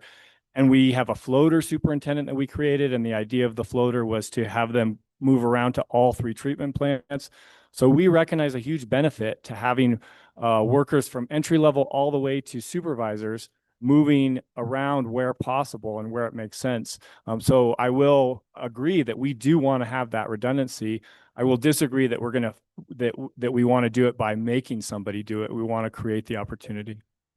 Okay, thank you. I appreciate that. Because I think that that was an important piece of the conversation and really tying in, you know, we've had a lot of conversations around contract work in the utilities department. And this, you know, you hinted that this was going to be part of that conversation, that this was coming and this was, you know, looking at how we decrease our dependency on contracts. Looking at current staff, because, you know, this conversation around growing our own has been really important. How is this going to impact our current employees in utilities right now? What opportunities, you know, that may open up, if any? I mean, is it going to open up new opportunities for them, or not? Were those opportunities already there and this is just making it, they'd have to jump through less hoops and we have to deal with less red tape in order to allow them to access those? This will create immediate pay increases for many of these operators. And so that is one piece of it. And this bar that we're asking for, that's roughly $1 million, almost 200,000 of it is for existing employees for the remainder of this year. So that's going straight into paychecks. The other 800,000 I mentioned was basically for hiring flexibility. But then the other thing it gives is a target, a 20% move to the next level. And so it's great that Christine was here earlier talking about, you know, our attempts at communication or our outreach, because that's another piece of this. If we can create a career here where we can go tell a high school student who maybe doesn't want to go to college, hey, come work for us. You'll start at $20 an hour. And within 5 years, you could be over $40 an hour. That's to me compelling. That's how we grow our own. This is the piece of it that makes it very clear. We have vacancies everywhere. It's never going to be, there's not an opportunity here. And I think bringing this all together in one place makes that easier to see for potential employees and also our existing employees. Is work hard, get another year of experience, test for your next certification, and you get a 20% bump. Thank you. That is a piece of this I didn't actually even think about in terms of those entry-level positions. You know, assuming that if we do pass this, I'm hoping some conversations with the schools and how to really start to filter individuals who would be interested and would excel in this area, and, you know, make sure that we capture them quickly. So the high schools, as well as, you know, speaking with the community college, would highly recommend developing those partnerships. So thank you, Mayor. No further questions. Thank you, Counselor. Counselor Castro. Perfect transition. We actually are starting, Director Roach and I, to talk about working with the Santa Fe Public Schools and the community college. So we would love to bring you in, Counselor. It's in the early stages. We're working with procurement. Thank you so much. A lot of the questions I had have been asked. And the one that I didn't hear was about facilities. So I'm really excited about us being able to do dual certification. I know that we have some folks that are certified in a lot of spaces that are very valuable and we want to get more. I heard a little bit about facilities being different and having different skill sets needed. Is that something that will be a concern? Mayor Weber, Counselor Castro, I think there's always some differences, but I think where we've ended up is with these really divergent job descriptions that also don't recognize that there are a lot of similarities. And that's not something I really recognize, come from a background in water, is how similar a lot of the processes are at wastewater. I mean, really at water and wastewater, we use gravity to settle things out, and then we use a filter to get out the really small stuff. It's similar processes at wastewater. So yes, there are differences between facilities, and BDD uses different filtration technologies than Canyon Road. And the wastewater treatment plant uses different filtration technologies than either of them. But the ability to move through all three facilities and see all those things during a career, I think leaves an operator in a position of saying, hey, like, I think there might be a different way to do this. Now, when it comes to our operators, and we call them operators also, who are in the field, either repairing main breaks in high pressure water lines or, clearing blockages in low pressure sewer lines, there are some differences there for sure. And there's going to have to be specific, incorporation of that in their job duties.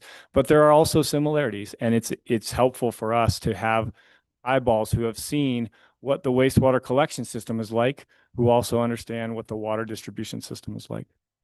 I definitely see the benefit. And so I imagine that will be an update in the training and procedural side of this whole reorganization. Well, and so also the state certifications that are required are specific to water and specific to wastewater. And so, yes, the trainings are different. And eventually, if you're only going to do water, you're not going to end up doing sewer collection or wastewater. But we're trying to break down those silos a little bit so that we can get some folks. Not everyone's going to want to do everything, but there'll be a few. And those people are going to have ideas that are really going to benefit the utility. And the idea is that we're offering that opportunity to folks who would like to be cross-trained. No further questions. Thank you so much. Thank you. I can't see if Counselor Chavez's hand is up. If it is, Counselor, and you want to weigh in now, let me recognize you. If it's not up, no problem.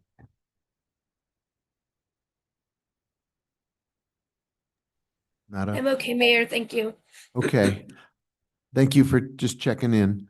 I want to, I hope not unexpectedly put our city manager on the spot a bit. City Manager Scott, you've undoubtedly had this conversation before in other jurisdictions and in other practices. I wonder if you could provide a little, not specific to Jesse per se in this proposal, but how you have seen things like this work out. Does it turn into a positive? Does it help grow your own team? Does it provide advancement, career ladder? What if there are downsides? What might they be? Thank you, Mr. Mayor. I've had to deal with this issue in numerous cities, especially in the last half of my career. It's become harder and harder to find people qualified to do these particular functions. It's hard to get qualified at these different levels. It's a lot of work. These are valuable people in our organizations that attain this level of expertise. I've listened and admired the conversation of this governing body over the last few months, as you all have talked about wanting to grow our own. I've wanted to grow my own in several cities and had limited success in many cases. I think this proposal is the best proposal I've ever seen in this regard. And everybody in the team knows I haven't had anything to do with it. So I give the credit to Public Utilities and all of you for having put this on the agenda as an issue that needed to be resolved. I think the career ladder approach will allow us to actually keep people. My problem in my career is that my cities have trained people that then became employees of other places. And some of these skills are transferable in the private sector. They don't have to stay with the cities or the counties. And so as I looked at this proposal as it came across my desk, I was very impressed with it. I think it's affordable. I think it's sustainable. And I think it meets the objectives that you've all been looking for. Thank you for stepping up and answering. I appreciate it. Other questions? We have a motion. Oh, yes, sir, Director Roach. I just want to give credit where it's due. Jonathan Montoya was here at Finance Committee. He and in many ways, he is where this idea started. He runs the Canyon Road facility, and he said, I have job description called equipment repairman, and I have a job description called utility operator or water utility operator. And they really do very much the same thing. I think we should try and combine them. And oh, by the way, when I used to work in Los Alamos County, again, like the ideas you get from other utilities, other places, everyone was an operator. And so we took it from there and we ran with it. And it's probably not going to be perfect, but I'm really excited to see where we can go with it. Thank you. If there are no other questions, we have a motion on the floor and a second. Madam Clerk, can you call the roll? Counselor Faulkner, Yes. Counselor Lee Garcia, Yes. Counselor Michael Garcia, No, and I'd like to explain my vote. Counselor Lindell, Counselor Romero Worth, Yes. Counselor Cassett, Yes. Counselor Castro, Yes. Counselor Chavez, Yes. Mayor Weber. Yes. Motion is approved. Counselor Garcia, you wish to explain your vote? Thank you, Mr. Mayor. While I wholeheartedly do support looking at programming that does grow our own, especially in this instance where, having to hire contractors at an exceedingly higher rate than what we would hire employees, it's direly needed. But I also want us to ensure that we're listening to our workforce. Those are the experts that ultimately do the daily work that we need to ensure we're following their proposals, their suggestions, and ultimately working in collaboration to figure out a process that works for everybody. Thank you, Counselor. It's 7 o'clock. I would entertain a motion to change our agenda and go now to petitions from the floor, and after that resume regular order. So moved. Second. Motion to now go to petitions from the floor as it is 7 p.m. And then after that, we'll go back to regular order with our agenda. Is there discussion? Madam Clerk, would you call the roll, please? Counselor Lee Garcia, Yes. Counselor Michael Garcia, Yes. Counselor Lindell, Counselor Romero Worth, Yes. Counselor Cassett, Yes. Counselor Castro, Counselor Chavez, Yes. Counselor Faulkner, Yes. Mayor Weber. Yes. Motion is approved. Very good. Thank you. We will now go to petitions from the floor. If anyone, we'll start with folks here in the chamber who would like to come forward to the podium. The clerk will keep time. Everyone will have a 2-minute opportunity to speak. Hopefully everyone will observe and respect that rule so no one goes over. And then we'll go to people who are here remotely on the Zoom room. But let's start with folks who are here. Please just give us your name and let us know what you want to speak about.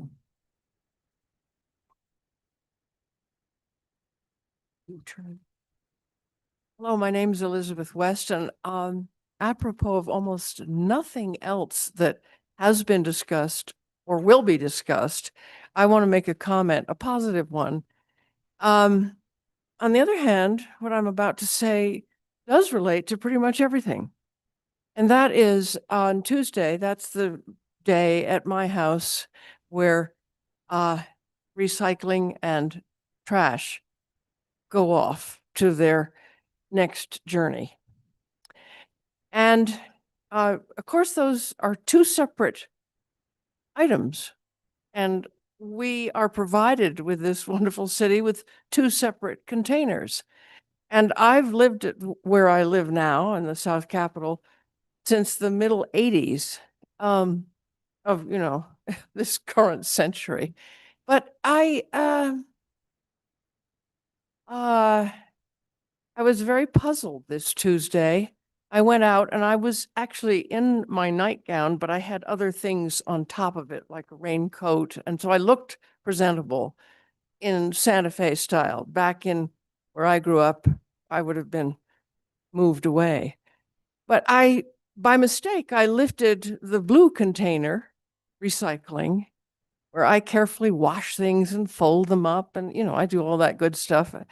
I find details entertaining. And it was disgusting smelling. Meanwhile, the fellow in the magic truck that took the trash was moving away. So I ran after him.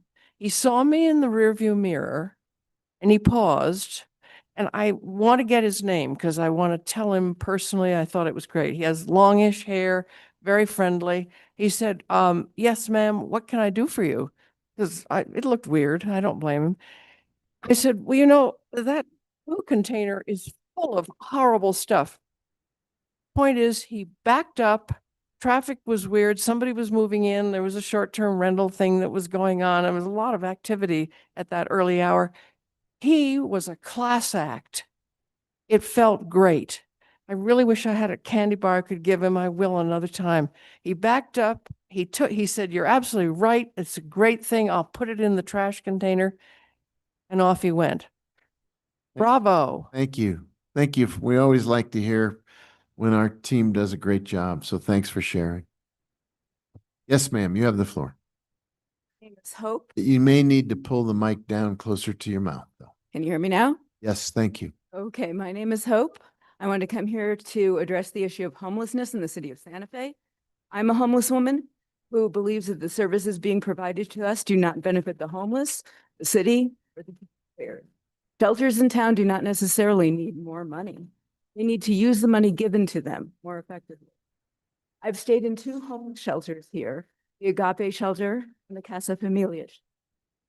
When I was at the Agape, I experienced many issues that would impede a homeless person's ability to obtain employment or housing. For example, the mail room was wildly disorganized and stacks of unsorted mail sat in piles around a small room, presenting both a fire hazard and a logistics problem. If you want homeless people to get a job, you're going to need IDs, social security cards, and these things come through the mail. If you're going to a job interview, you need a shower first. There were only 2 working showers in the Agape shelter. Unfortunately, the light sensors in the shower did not function properly. And there was often garbage on the floor. So one found oneself showering in the dark, standing on garbage. The only way to get the lights to work, to come back on, was to jump up and down or wave your arms in the air frantically while you showered. If someone were injured, they would have to be taken to the hospital, and the bill would be paid for by the taxpayers.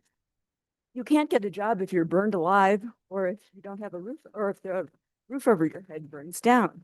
There was a large hole in the ceiling of the facility, and when it rained, water got on the floor. Once the water came close to dripping on a plugged-in TV set that had been placed right under the hole. This could have started a fire. To their credit, they moved the televisions. Urban Alchemy received $1.5 million from the city of Santa Fe to run this facility. It should not be raining inside. I currently stay at Casa Familia, a dry shelter for women and children. I was given a drug test that came up positive for morphine. I found this rather amusing as I had not had a recent hospital stay. And morphine has not been a street drug since the Harrison Act was passed in 1914. 2 weeks later, I was given a second drug test to determine if I had gotten over my horrible morphine problem, and my drug test came out clean. The drug tests that are bought with your money don't work. In the short time I've been there, I've seen 2 women evicted for failing drug tests, and they're now on the street. Although residents are often written up and threatened with eviction for small rule violations, paid staff members are allowed to do as they please. Thank you, This ma'am. last night, I was awakened by a scream. A young pregnant resident cried out and yes, had hit her. No one from the staff came into the room to see what was wrong. Ma'am, I think your time's up, but thank you. And if you have that written out and you want to send it as an email or print it out somehow, we'd be happy to have that. Thank you. Hello again, everybody. Louis DeMello with Ask Me Local 3999. I just wanted to speak on the $1 million proposal we just put through the bar resolution. Obviously, that doesn't immediately impose things on the city, but again, where AFSCME sits right now is we don't support the resolution. Where we do want to give some credit to both Jesse Roach and Dupree, who was his predecessor. They do have a good idea here to try and address some of the issues, but where AFSCME sees the most effective things the city could do, first thing they can do is when it comes to a city employee's work history is to keep track of it. I have people in both Upper Canyon Road, the wastewater treatment plant, and the BDD who tell me one of their biggest issues is when they're applying for jobs at the city doesn't know who they are. It's not a matter of respect, but I would expect the city institution to keep track of the employees who've worked for them and how long they've worked for them, and ideally in what capacity they've worked for them. If for no other reason than we can show you're an in-house staff, we can move you up, everyone benefits from that. Another thing they brought up is the educational one. This would be cheaper than changing everybody's job description. What it would be for employees who go from their level 1 certification to their level 2, to their level 3, to their level 4, regardless of what their job classification is, as soon as they get those certifications approved, the city gives them some kind of acknowledgement and pay increase to say, you have a skill, we will put this skill to work, here is what we will offer you to do that. That'll be much cheaper, and it's something my membership is specifically asking for out of these departments. A third thing to bring up is the career ladder that we've touched on multiple times. I have people who are walking in through the door for the first time. Again, those high school people who don't have college degrees, who want to stay at the city. They want to be here. They don't want to jump ship. But they're feeling that when they go through this career ladder, they're not getting anywhere. They get their level 2 certification. They'll be assigned the extra work tasks. They're not going to get anything for it. No thanks, no praise, just more work for them. It's a problem, and it's demotivating, and it's an incentive for that employee, should they follow through on this and become a charge operator that has wastewater level 4 certification, drinking water level 4 certifications. That's going to tell them, go look in the private sector, because they'll double your pay. One of our main issues with this is that it's having one employee take up to 3 different employees' jobs, and for what amounts to less than a doubling of their salary. It's something I hope to work through with Jesse Roach over the coming weeks and then bring it to you all. Thank you.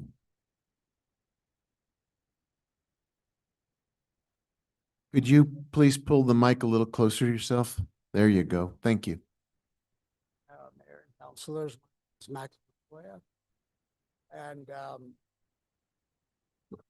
hear me now? Yeah.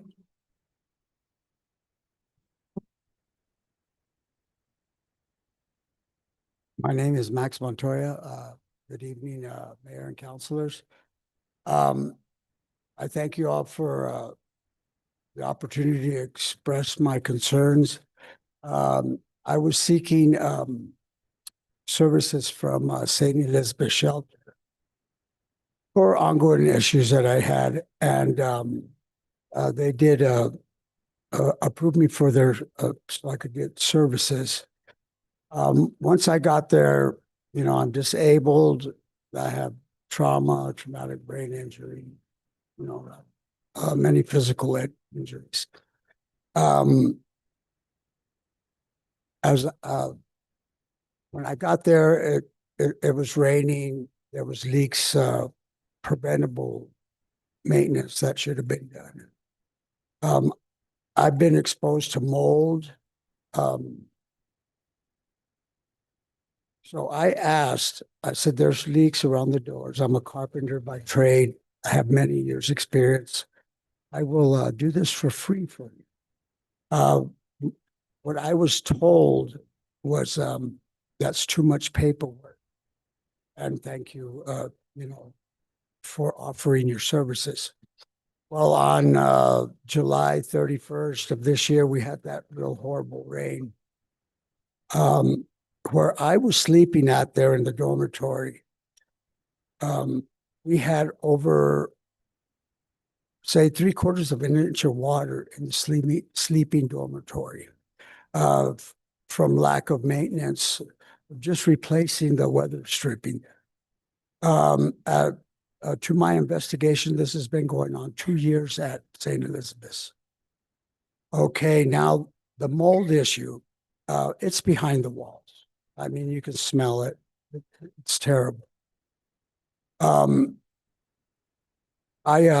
ended up having a mini stroke and went to the hospital due to my traumas, anxieties, and my health issues.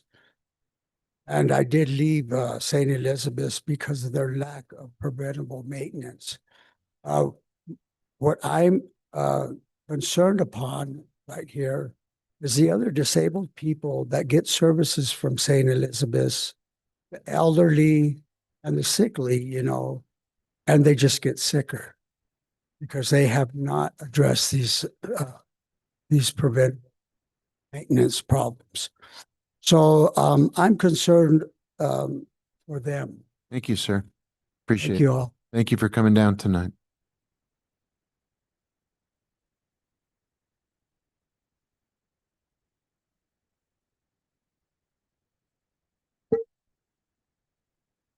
Mayor Weber, councilors, my name is Mary Ann Stickler, and I'm here to speak about short-term rentals. I had a chance meeting with Heather Lamboy the other night. It was so fortunate for me because I hadn't gotten any updates on what was going on with enforcement. And she told me that there had been an October 1st meeting of the Quality of Life Committee. So I dialed that up and watched and got up to speed on how that conversation's going. I'm really happy to know that there's a contract, that there is actually already some progress. It sounded from the meeting that the provider has already scraped a couple of the platforms and come up with over 200 illegally operating short-term rentals. So that's great progress. And it was just such a chance meeting with Heather. I was so happy that I'd run into her and found out that information. The concern I have is how those illegal operators are going to be addressed. The good news is that our current ordinance actually provides for consequences in terms of fines and penalties, and even the suggestion that illegally operating short-term rentals would have to be perhaps on a list and wait a year until they would qualify to apply for a legal permit. So I'm really hoping that these provisions for enforcement will be followed. I've spoken over the last 15 months to Mark Bertram, Mike Lofton, people that were on the Planning Commission in 2020 when this was passed, and other counselors who actually were part of that negotiation. And my understanding is that it was the intent of these enforcement provisions that the fines would be significant enough to not only dissuade people from breaking the law, but would help to offset the costs of enforcement. So again, I'm thrilled to know that this is moving forward, and that would really hope that the specific provisions in the existing ordinance would be used as guidance for consequences for people who are illegally breaking or who are consciously breaking the law. One more statement. I just want you to imagine if you lived in a house in a neighborhood with one or more illegally operating short-term rentals in your proximity, and you find out finally the city is enforcing the ordinance, there's going to be consequences, they're going to shut down these illegal short-term rentals, and then wake up in the morning and find out they just got a permit. I mean, it would be just so disheartening to think we've come this far with enforcement only to just turn around and lead them through the permit process and have them keep operating. So please use the guidance that's provided in our existing ordinance. Thank you. And thank you for your work on this. I really appreciate it. And I'm sure everyone in Santa Fe appreciates it too. Thank you. Anyone else here in this chamber who wants to come forward and address some matter that's on your mind? If not, Madam Clerk, is there anybody in the Zoom room who is awaiting their turn? There is no one in the Zoom room. Very good. In that case, let's resume the agenda and go back to the next item. Item 10A, request for approval of a budget amendment resolution BAR to appropriate unused funding from FY25 in the total amount of $1,225,850 from the general fund to land use contracts for the general plan update and short-term rental software. And here to speak is Planning and Land Use Department Director Heather Lamboy. Move to approve. Second. There's a motion and a second. Director Lamboy, I think an overview would be very helpful, please. Yes, thank you. Good evening, Mayor, members of the council. There were a lot of things we got approval for, Planning and Land Use Department last year and our one-time funding. And while we were able to begin some of them, we weren't able to encumber all of the funds from last fiscal year. And just to give a little bit of an update, the development manual, which is one of those items, we had an RFP, we have selected a consultant. We're doing the contract right now, getting the paperwork done, and that will launch, provided we have this funding, in the next month or so. So there's also some carryover funding relative to the general plan update and land development code update we got from that one-time funding. The Avenue software that Ms. Stickler just recently discussed is underway, but there's some funding there that we need to account for with the contract and just a few others, but the intent is to make sure that we meet those priorities that we have set for ourselves in improving our processes as well as getting through these very, foundational code and general plan updates. Thank you. Are there questions? Counselor Michael Garcia, go ahead, sir. Maybe I'm missing something, but there's not an attachment for this item. Let's see here. So there was an attachment when it went through our finance committee.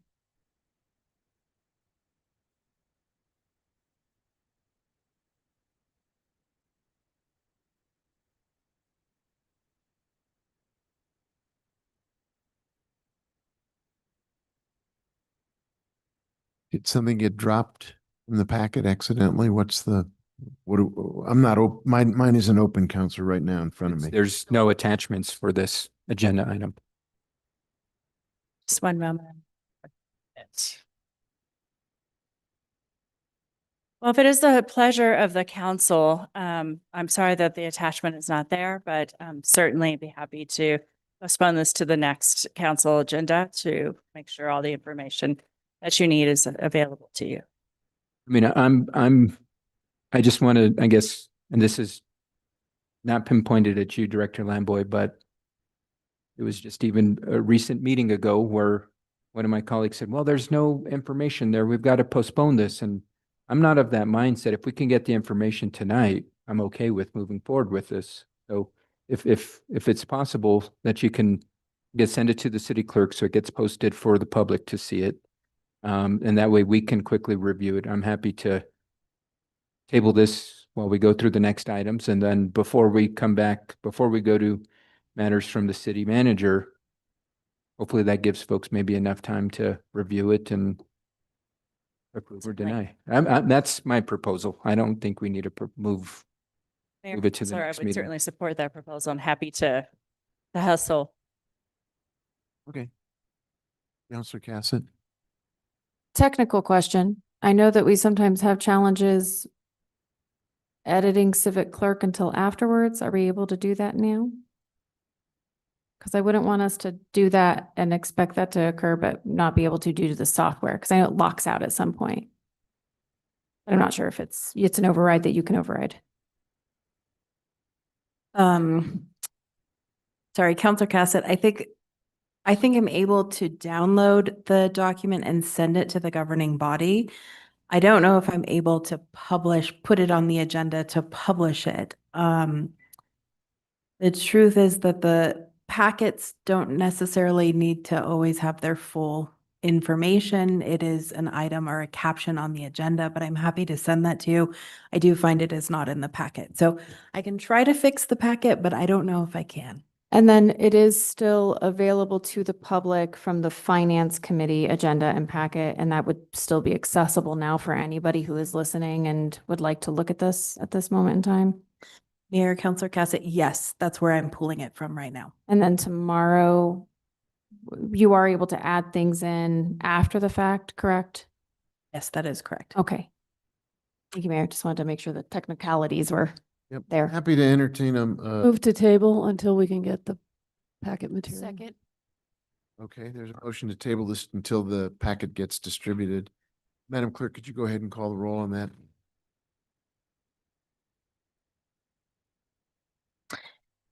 Counselor Michael Garcia, Yes. Counselor Lindell, Counselor Romero Worth, Yes. Counselor Cassett, Yes. Counselor Castro, Yes. Counselor Chavez, Yes. Counselor Faulkner, Yes. Counselor Lee Garcia, Yes. Mayor Weber. Yes. Motion to table is. Very good. We'll get the documentation out as quickly as possible and do as much as we can to make it available. Would you take us to the next item? Item 10B, request for approval of budget amendment resolution bar to allocate 10 million from the 2025 GO bond to FY26 complete streets revenue, WIP design and WIP construction for paving projects planned for FY26. And here to speak is Public Works Director Regina Wheeler. And Complete Streets Project Manager 2, Marcos Esquivel. Motion, second. There's a motion to approve this and there is a second. Director Wheeler, do you want to give us an overview of the proposal in front of us, please? Thank you so much, Mayor, members of the governing body. Really would. This is a really exciting moment. It is the moment that we put the first tranche of the $25 million paving bond that was approved by voters into budget and get ready to actually execute these projects. I'd like to just remind everybody that, we call them paving projects, but they really actually are a lot more than that. Not only do we rehabilitate the pavement on these roads, which of course is of prime importance and focus, but we also have to upgrade all curb ramps to meet current ADA requirements. So there's quite a bit of concrete work. We're thorough and review the sidewalk and curb and gutter conditions along the segment and try to get those repaired before we start the work, whether it's through working with the private property owners or whether it's work that the city executes. The roads will also receive new striping and new continental style thermoplastic crosswalks at the intersections, which is a big upgrade. These new crosswalks you've seen along Guadalupe, they're very much more visible, much safer for pedestrians. It's our new style. We also have to coordinate with utilities to make sure that we raise or lower water valve openings, manhole covers. So there's quite a bit of work actually to fully scope this work, get our vendors out there, pull in the quotes, and be ready to issue the purchase orders. And I'm happy to tell you that while this is the moment where we get the funding, that work has been going on for 6 months.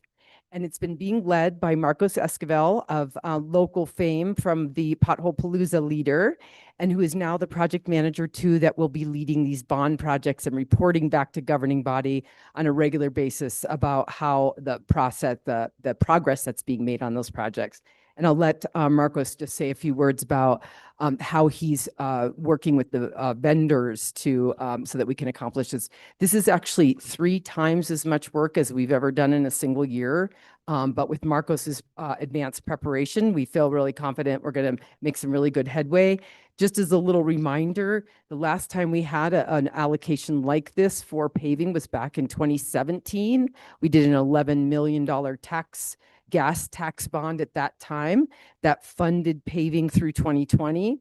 And then in 2022, we started making the approximately $3 million appropriations towards paving. And now we have this, which is, it's really helpful to have the money so that we can issue all of these POs in advance. And Marcos can tell you a little bit more about that and why it works with the vendors. Thank you so much. Thank you, Director. Thank you, Mr. Mayor, councilors. I just wanted to let you know, briefly, when we are considering the road work and what we're going to do, we do absolutely take into consideration multiple factors. We do want to make sure we're addressing roads that are absolutely a safety issue. We want to be addressing our roadways that are our arterial roads, right, primarily first, and then our collectors and our residentials. What we're trying to do with this bond specifically is we have so many roads that need so much work that it's easy for the residentials, the smaller collectors to not get much attention. What we are trying to do with this bond is not only address those important roads like Airport Road as a top priority. We want to go ahead and zoom into those areas that we're in while we're there at the time. And that's going to help us with our productivity.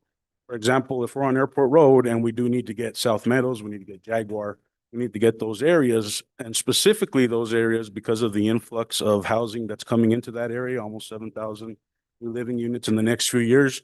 We want to jump on top of those roads while we're there and while we can. And that does help with mobilization.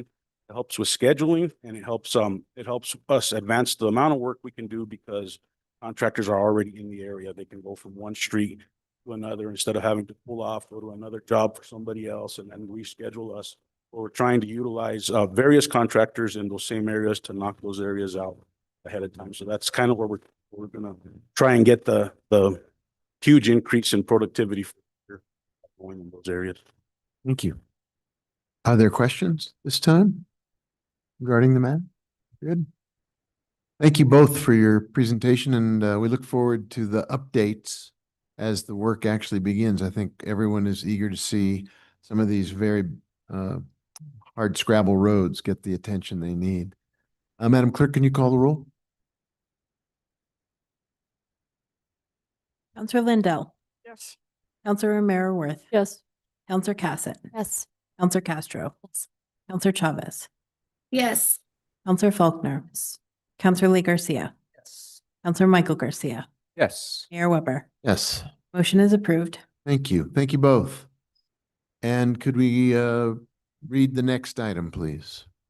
Item 10C, request for ratification of the Second Amendment to the Cooperative Project Agreement number 23-0597 with the New Mexico Department of Transportation to extend the agreement term through December 30th, 2025 to facilitate federal closeout of the Guadalupe Street reconstruction project.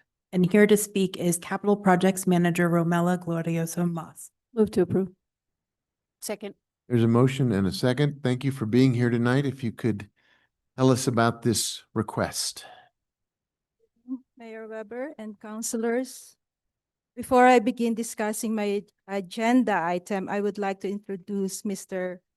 Cody Killen, the construction project manager for Guadalupe project. I invited him to attend this meeting in case you have any questions regarding the construction of the project.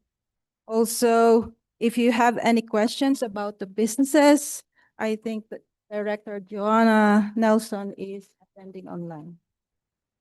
With that brief introduction, I would now like to proceed with my agenda item.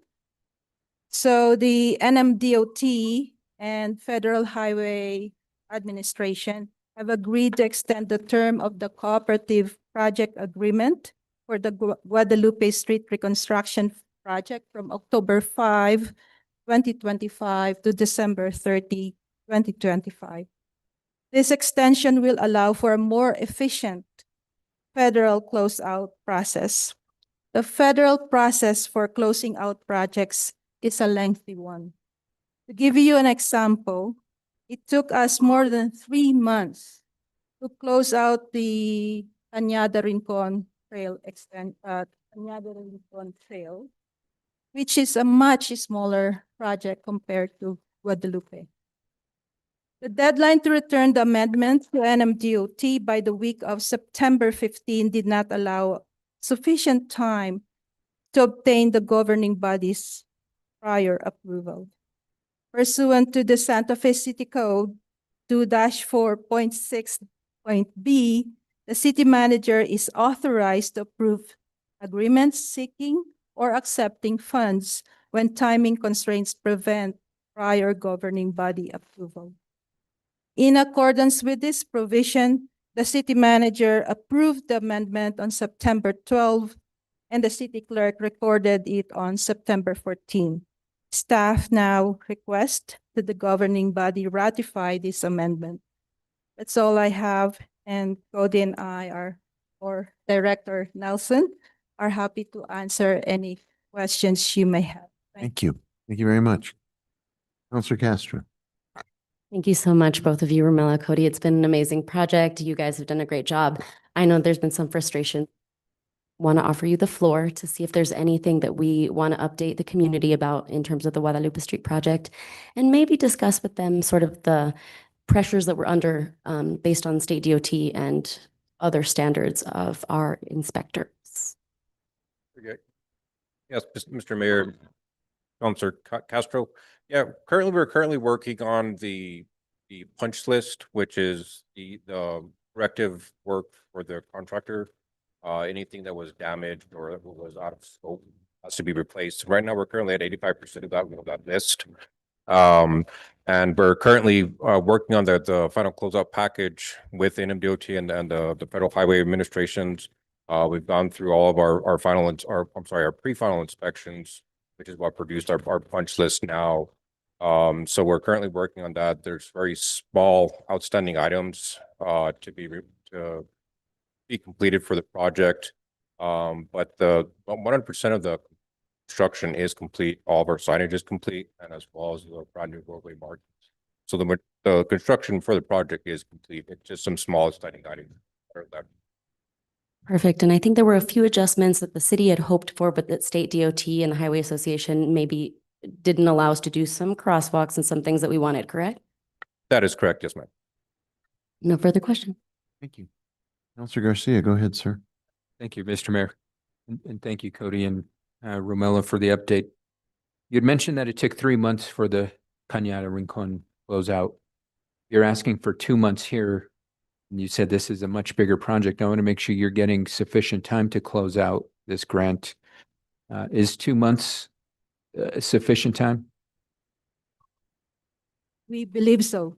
The difference is that in Cañada Rincon, we started the audit too late.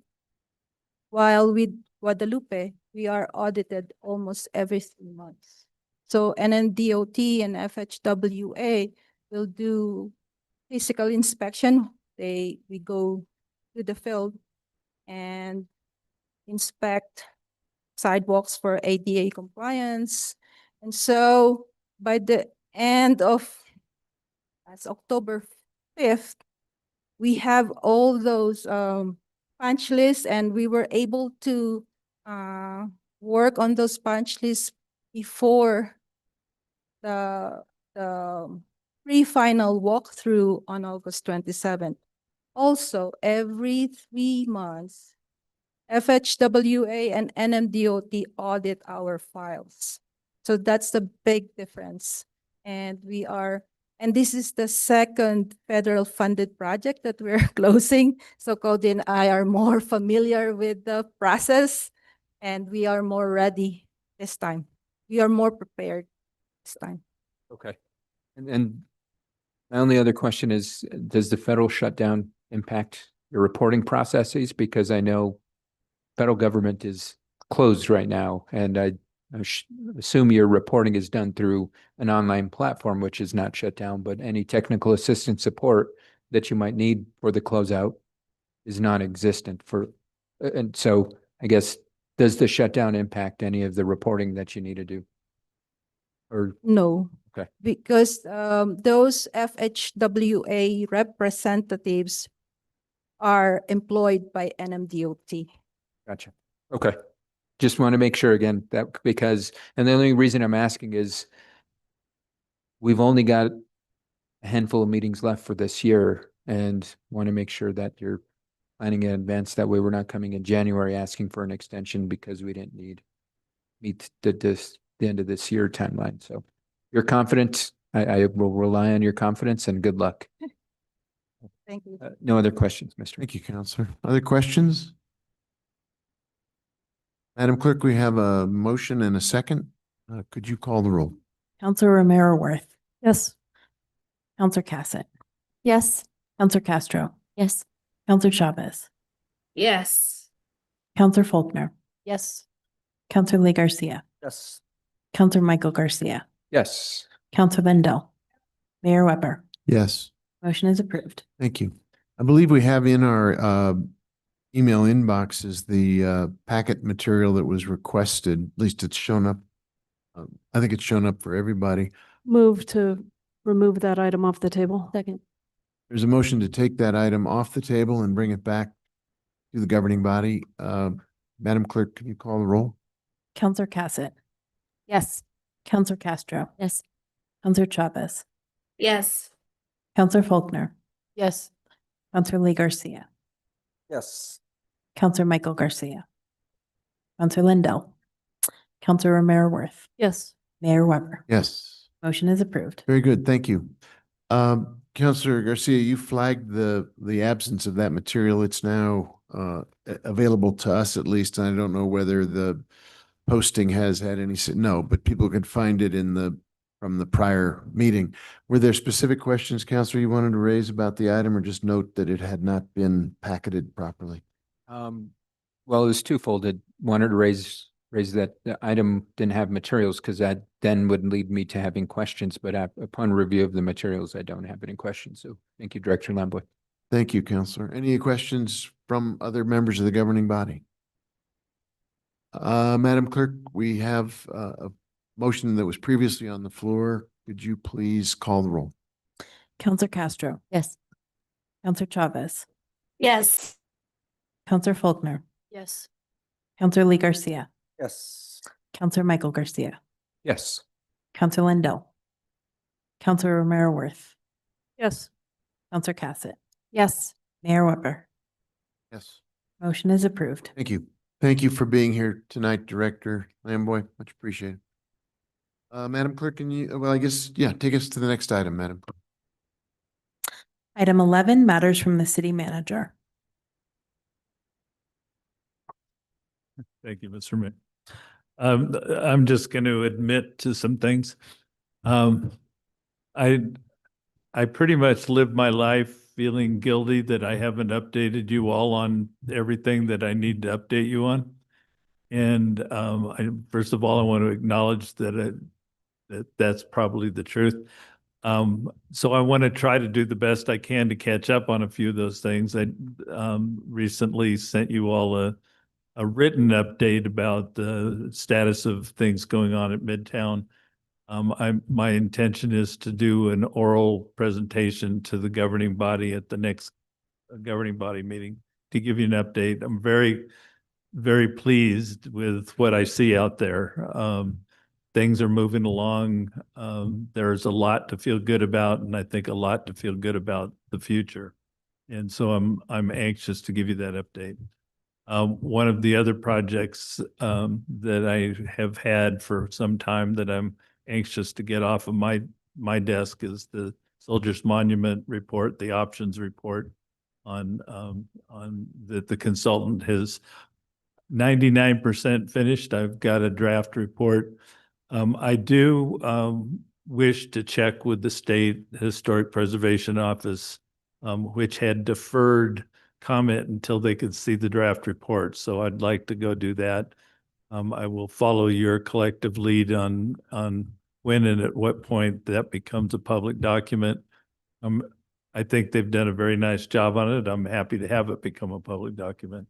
But I did want to give an update on that because I know there are a lot of people waiting for that. And I'm sure there's other things that I will follow up on. It is my ethic to do my best to keep you informed on things, and I'll continue to do that. But it's a busy time and we've got a lot going on. I'm sorry that some of this is a little slow. Thank you. Thank you, Mr. City Manager. Can I ask a quick question? I mumbled and fumbled my way through what I overheard you, I thought, saying about a need to change something about the executive session caption, but I didn't get it right. So do we need to do anything different? Thank you, Mr. Mayor. I don't think so. Talking to the city attorney, I think the caption is fine. There was some thought there was an item that would be ready for tonight that isn't. But I think the caption still is correct. Thank you. I wanted to make sure we didn't fumble further. No, only me. Thank you, sir. Next item, Madam Clerk. Item 12, matters from the city attorney. Thank you, Mayor, councilors. I first just wanted to let folks know that we're back to fully staffed in the Office of Records Custodians. Donnie Rescon and Ariana Trujillo have started over the last few weeks and have started to gain access to all the various databases that team uses. And we're still also using temp services to supplement and authorizing overtime as well to work on our backlog. So with the fully staffed team and with all of those supplements that were authorized by the governing body, we are hopeful to continue to make progress there. The overall numbers are down significantly because of the crash reports. It's going to come down to the, I think, 6,000 to 7,000 range from the almost 11,000, which is amazing progress. So we're continuing with that as well. And then I wanted to congratulate Rebecca Manook Herman for her first oral argument in front of the Court of Appeals. So we had the Old Pecos Trail case last week on Tuesday in front of the Court of Appeals. So all three parties gave oral argument. Oral argument is not common in front of the Court of Appeals. We've only had 2 of our Court of Appeals cases have oral argument. So if you see her, congratulate her. She did an excellent job representing the city. The Court of Appeals bench was very well prepared, had reviewed the whole record, made reference to various parts of the oral discussion that the governing body had with the community and with the parties in the case. They referenced specific video, they referenced specific pieces of the written record. They were very engaged. So congratulations to Rebecca on her argument. And then also congratulations to Catherine Garcia Gallegos again. The Dixon Awards were on Thursday, so we got to go, one of her team and I and her family and her husband got to go give kudos to her on the Crash Records project, and she got to go up and speak about her project. And we had members of the community come up afterwards and ask how we're helping other municipalities do the same thing and whether we've spread the word, which we have. And she'll be part of the a gathering of various records custodians next week, actually talking about what the city has done and all the various customer service improvements she's put into the process for the city of Santa Fe. And with that, I'd also like to recommend we go into executive session to discuss two different exceptions to the Open Meetings Act, discussion of pending litigation, Mark Lopez v. City of Santa Fe, and discussion of property disposition, specifically the disposition of parcels on the Midtown property located at 1600 St. Michael's Drive. Councilor Mayor Worth. Mayor, I move that we enter into executive session pursuant to the Open Meetings Act, Section 10-15-1, Part H, Subparts 7 and 8, for discussion of pending litigation and discussion of property disposition. Yeah. Second. There's a motion and a second to go into executive session. Is there discussion? Madam Clerk, could you call the roll? Counselor Chavez, Yes. Counselor Faulkner, Yes. Counselor Lee Garcia, Yes. Counselor Michael Garcia, Yes. Counselor Lindell, Counselor Romero Worth, Yes. Counselor Cassett, Counselor Castro, Yes. Mayor Weber. Yes. Motion is approved. Very good. Thank you. We will go into executive session. For those watching and listening at home or here in the chambers, we'll be moving through this material and come back as quickly as we are able to. Thank you.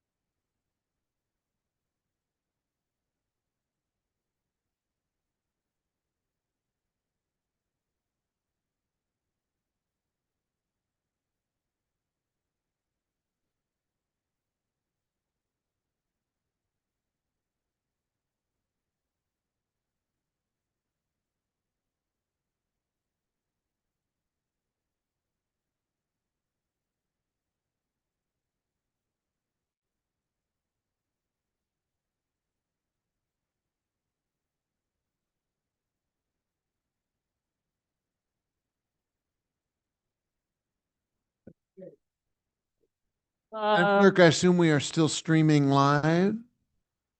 Yes, we are. Very good. I believe Counselor Mayorworth has a motion to make. Pursuant to the Open Meetings Act, Section 10-15-1J, I move the governing body can reconvene in open session, state for the record that the matters discussed in the closed session were limited to those specified in the motion for closure. Second. There's a motion and a second. Any discussion? Please call the roll and note that Counselor Chavez has checked out for the night due to her battling that illness problem. Counselor Faulkner, Yes. Yes. Counselor Lee Garcia, Yes. Counselor Michael Garcia, Yes. Counselor Lindell, Counselor Romero Worth, Yes. Counselor Cassett, Yes. Counselor Castro, Yes. Mayor Weber. Yes. Motion is approved. Thank you. If you could then take us to the action item coming out of executive session. 13A, approval of a settlement agreement and release in the amount of $375,000 resolving pending litigation regarding Mark Lopez v. City of Santa Fe et al. D-101-CV-2023-02458. Move to approve. Second. There's a motion and a second. Is there discussion? Please call the roll. Counselor Lee Garcia, Yes. Counselor Michael Garcia, Yes. Counselor Lindell, Counselor Romero Worth. Yes. Counselor Cassett. Yes. Counselor Castro. Yes. Mayor Weber. Yes. Motion is approved. Thank you. Next item, please. Item 14, matters from the city clerk. I just have a couple things. So we have 3 new hires starting in October. We'll have a front desk person for the city clerk's office who will be joining us on the 25th.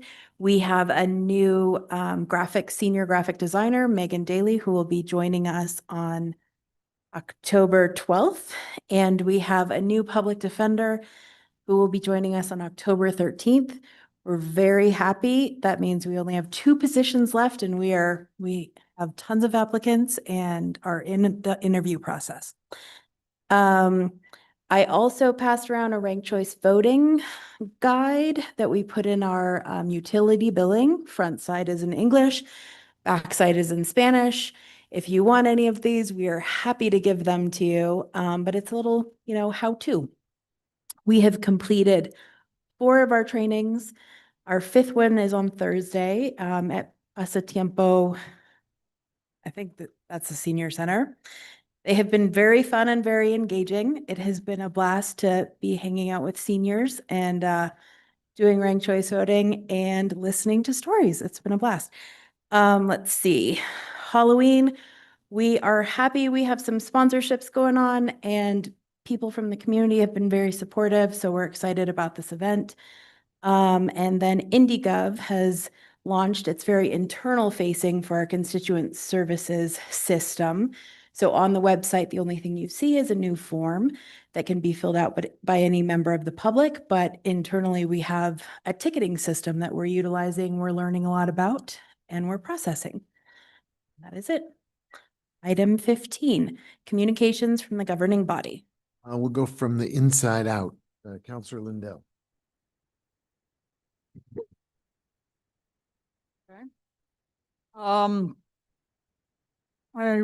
First of all, early voting has started. Get out and vote. I did that today. And Saturday, the 11th, is National Coming Out Day. And you deserve to love. You deserve to love safely. You deserve to celebrate your queerness in the light of day. I hope that we take that to heart ourselves and that we put our arms around those that are living in fear. And it's unfair, and we need to let them know that we're there for them and that we love them. Secondly, I just want to briefly say how special people are that work for this city.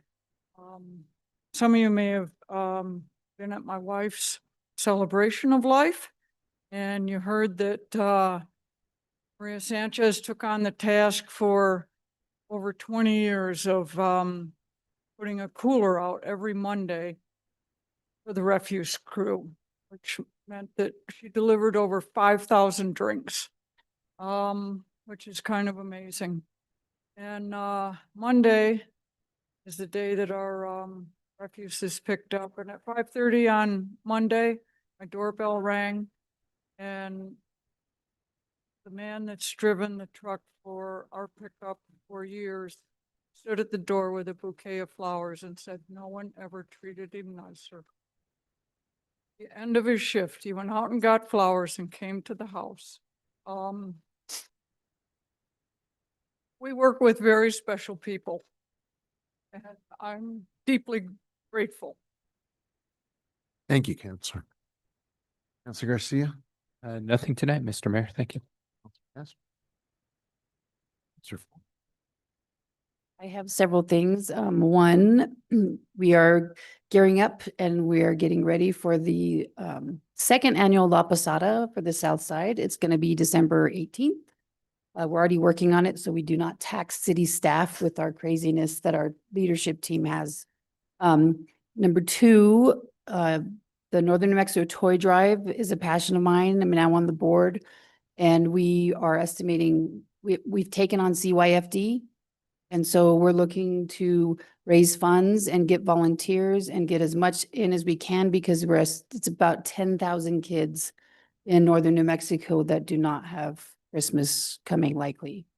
And so I'll be sending out emails about what to everyone in the city. And I'm working with the Economic Development Department to send emails out to all of our partners in the community. We have some great partners. We have Ancorum, we have Sam's Club, Coca-Cola, Change Reaction, Albertsons, Target, HomeWise, the Housing Trust. We have a massive group of people who are going to help with this, but I think this year, given the circumstances, we're going to need all hands on deck. So you will be harassed by me endlessly on these two things. And we also need volunteers to help with the toy drive. The third thing is I would just like to thank Lillian Montoya and the team at St. Vincent's, who were incredible. I said this earlier, my son is very ill, and Lillian and her team took incredible care of us and made sure we got what we needed and got my son into a stable place. And so I just am very grateful for that. Thank you, Counselor. Counselor Mayor. I don't have anything tonight. Thank you. Yes.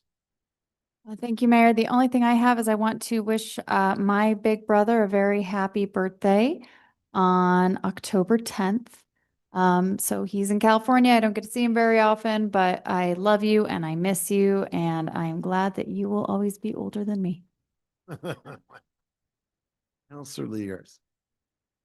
I don't have anything tonight, Mayor. Let me just say a couple things quick. First, last night was a special night here in Santa Fe. For those of you who were at either the Piñon Awards or the Mayor's Arts Awards, the city of Santa Fe showed itself to be quite a remarkable place. The artists who got recognized were incredible and represented diversity and a broad set of incredible artist skills and community participation. And the folks and organizations got recognized at Piñon the same.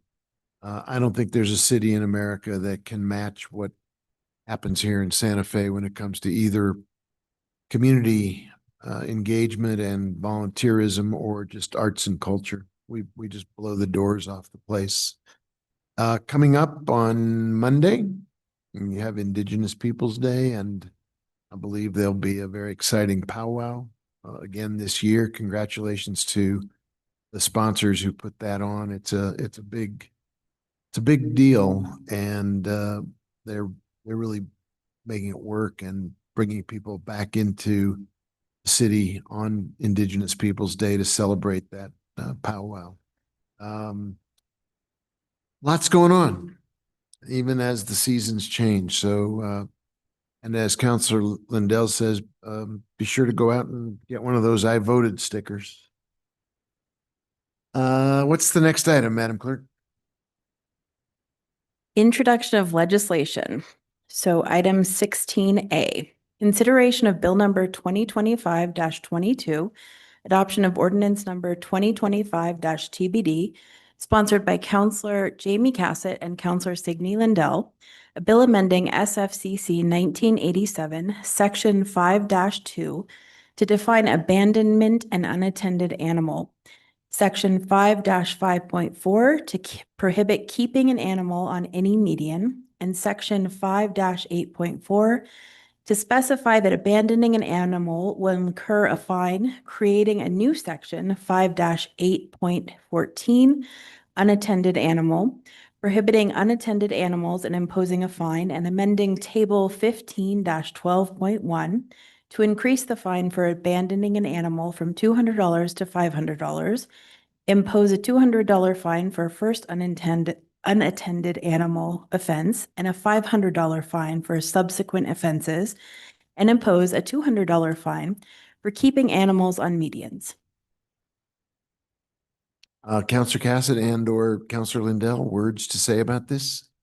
I will actually defer to Counselor Lindell, who has been the champion for animals on this dais for the last 12 years. And I was very, very honored to have the opportunity to work with this before we bid you adieu.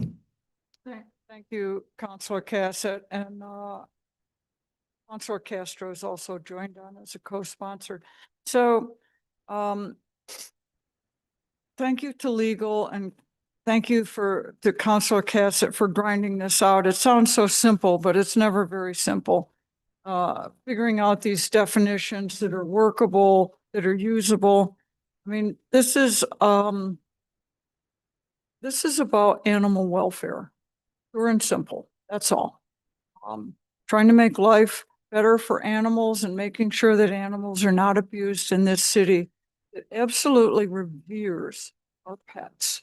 So it's kind of my last hurrah, and it's I think it's work that we just maybe it got put aside for a while, but let's get it done before the end of the year and make sure that we continue to prioritize always animal welfare. And just really quickly, I also wanted to honor Counselor Lindell. I unfortunately had to deal with a situation of animal abuse, and we've been seeing a lot of these incidents in our district, and she has really stepped up to not only speak to our city employees on the best way to handle them, but do it with care on all sides. So thank you so much. Thank you. Madam Clerk, could you take us to the next item, please? I believe this is War and Peace, Part 1. 16B, and thankfully, City Attorney McSherry will be helping me read this.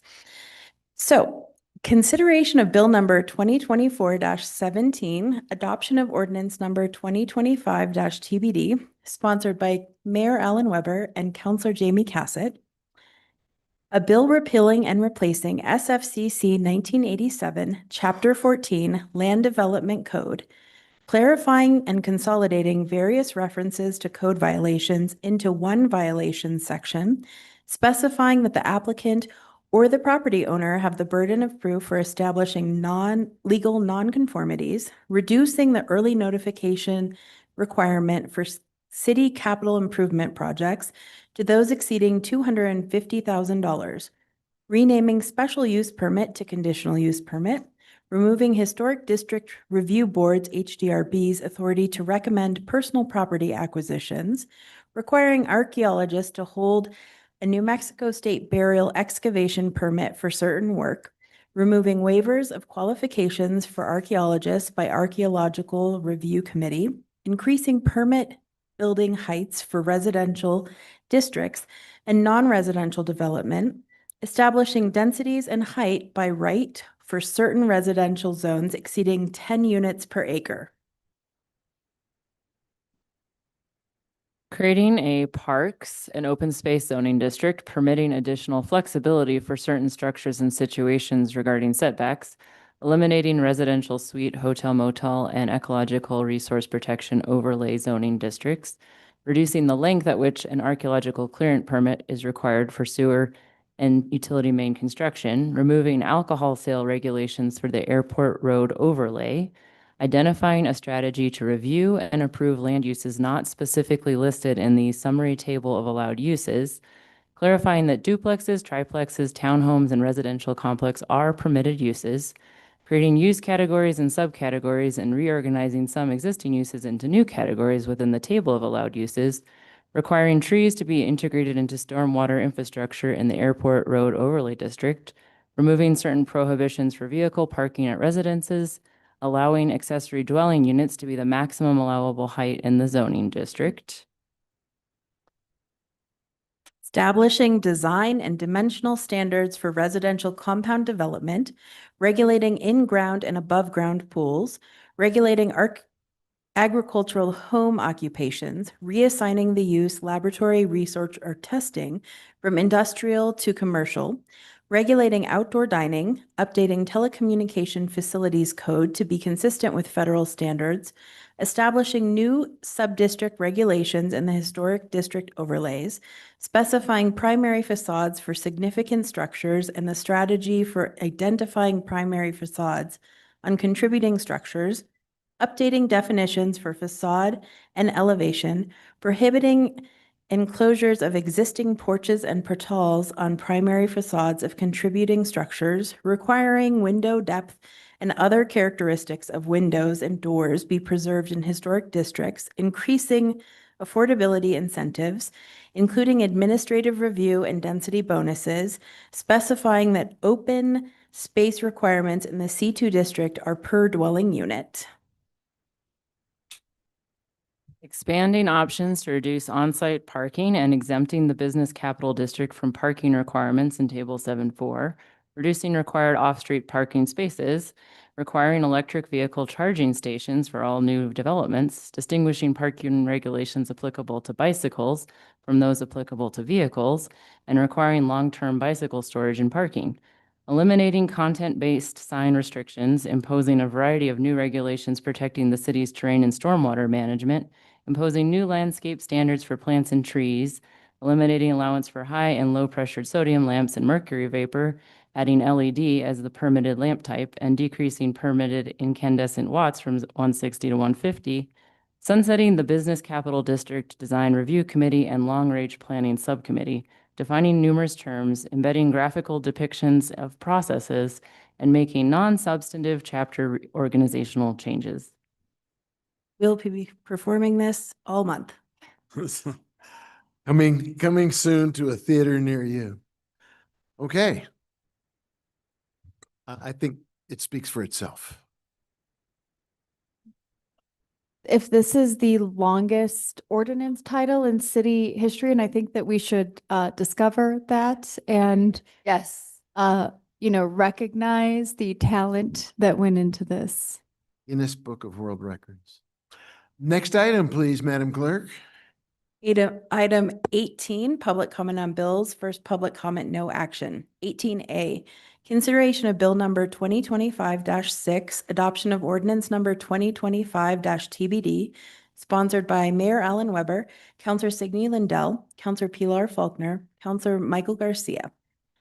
A bill relating to the Santa Fe Traffic Operations Program amending Section 24-4 to remove the requirement for police department oversight, provide for the use of cameras that detect vehicle noise violations using an automated compliance enforcement system, and impose a fine for system-detected vehicle noise violations. All right, very good. This is an opportunity for public comment. Is there anyone in the auditorium who wants to speak to this? Please step forward now, and clerk will clock it out at 2 minutes, and then we'll see if anyone is on the Zoom. But My name's Elizabeth West, and after that War and Peace, was that a joke? Was that yes, for Halloween? It was a clean sweep. The witches would enjoy that. But this most recent thing having to do with attempting to do something about a noise ordinance is not perfect. There is no such thing as perfection. I mean, I say that to myself every morning and it's okay. But in this case, I'm in favor of this attempt. Thank you. Thank you. Anyone on Zoom who with the hand up, Madam Clerk? There is no one in the Zoom room. Very good. Then let's move on to the next item. Final action on legislation, public hearing, 19A. Consideration of bill number 2025-17, adoption of ordinance number 2025-TBD, sponsored by Counselor Carol Romero Worth and Counselor Jamie Cassett. A bill amending SFCC 1987, section 25-1.8A to require the city of Santa Fe City to continue to monitor the natural occurring fluoride levels in its water system to representative sample locations and to end the requirement to add fluoride to the system. Very good. This is a public hearing. I think Director Roach, do you want to take just a few minutes at the start of this public hearing, if you have a way of framing this for us, and then we'll entertain public comment and a motion, and then comment or debate from the governing body. Mr. Mayor, members of the governing body, sure. The current ordinance asks that the city water utility add fluoride to the water to a target level of 1 parts per million. Federal guidance has suggested that the target level be 0.7 parts per million since 2015. So our ordinance is out of date. And recent, although unsettled, science suggests that there is a risk of potential reduced IQ in children at the federal guideline. And so the proposal here is that, and I guess by way of background as well, there is naturally occurring fluoride in the surface waters that we treat. It varies, but on average, I think it's fair to say that the water treated at BDD has a value of about 0.6 parts per million. The water treated at Canyon Road has a value treated, once it's been treated, of about 0.3 parts per million. And the water that we measure in the system has a value around 0.5 parts per million. Again, that's in comparison to a federal guidance of about 0.7, of exactly 0.7, and a current ordinance requirement of 1. And so it is the view of the water utility that in light of this, and in light that we do have equipment to add fluoride to the water, but it's fallen into disrepair and needs to be updated. And so we estimate on the order of $400,000 to $600,000 of capital investment would be needed to bring us into the ability to accurately dose, and an ongoing cost of $30,000 to $40,000 per year. That at this moment, in scientific and public health uncertainty, we pause and we continue to monitor fluoride levels and report those fluoride levels, but do not add additional fluoride at this time. Thank you. Is there anyone in the room or on Zoom who wants to speak on this matter? It is a public hearing. Please. This turns into an interesting evening. I actually think this seems like a good idea. Thank you. And we continue to have a Zoom room that is not active. That is correct. Okay, I'd entertain a motion and then. Move to approve. Second. There's a motion to approve this and a second. Is there discussion, questions? No, sir. Okay. Madam Clerk, we have a motion and a second. If you would please call the roll. Counselor Michael Garcia. Yes. Counselor Lindell. Stepped in. Oops. She has had to go take care of other matters and is excused. Counselor Romero Worth. Yes. Counselor Cassett. Yes. Counselor Castro. Yes. Counselor Faulkner. Yes. Counselor Lee Garcia. Yes. Mayor Weber. Yes. Motion is approved. Thank you. Thank you for being here, Director Roach. Next item on the agenda, please. 19B, consideration of bill number 2025-19, adoption of ordinance number 2025-TBD, sponsored by Counselor Signe Lindell. Bill establishing a 10-year Plaza push cart vendor license for which vendors who have completed 25 consecutive years of vending are eligible to apply. Unfortunately, Councilor Lindell has had to step away, but we're familiar with this from its going through the committee process. It is a public hearing. I don't know if anyone wants to speak on this item or not. Not required. Move to approve. Second. There's a motion to approve this and there's a second and not a lot of people lining up to testify. Is there discussion from the governing body? Could you call the roll, Madam Clerk? Counselor Romero Worth, Yes. Counselor Cassett, Yes. Counselor Castro, Counselor Faulkner, Yes. Counselor Lee Garcia, Yes. Counselor Michael Garcia, Mayor Weber. Yes. Motion is approved. Thank you. And we have another public hearing coming up next. Item 19C, consideration of resolution 2025-TBD, sponsored by Counselor Jamie Cassett and Counselor Carol Romero Worth. Resolution updating the water offset requirement fee chart to more accurately reflect the current market value of water rights. Director Roach, I think, again, this is a public hearing, but these are significant issues and I don't want to give them short shrift. If you wanted to give us the overview on this item, please. Mayor Weber, members of the council, yes. This is an overdue resolution to update the amount that we charge for water rights. And essentially, depending on the size of a developer can pay us what we call a fee in lieu of bringing water rights. And we put a price on that and we haven't changed it since we established it. So it's been, I think, 15 years. I don't have the number right in front of me, at least. And so this would bring the rate, which is around $16,000 an acre foot now, up to $36,000 an acre foot, which is consistent with what the county charges, is also the exact amount that was charged in a recent transaction that we were privy to. And seems like, and is also anecdotally the amount that seems that water rights in our water bank are trading for. So feel that it's representative of the cost of development. Thank you. Is there a motion? Move to approve. Second. There's a motion and a second. Is there discussion on this item? Yeah, Counselor Michael Garcia. Just a quick question. Why a resolution and not a bill, given resolutions don't carry the weight of law?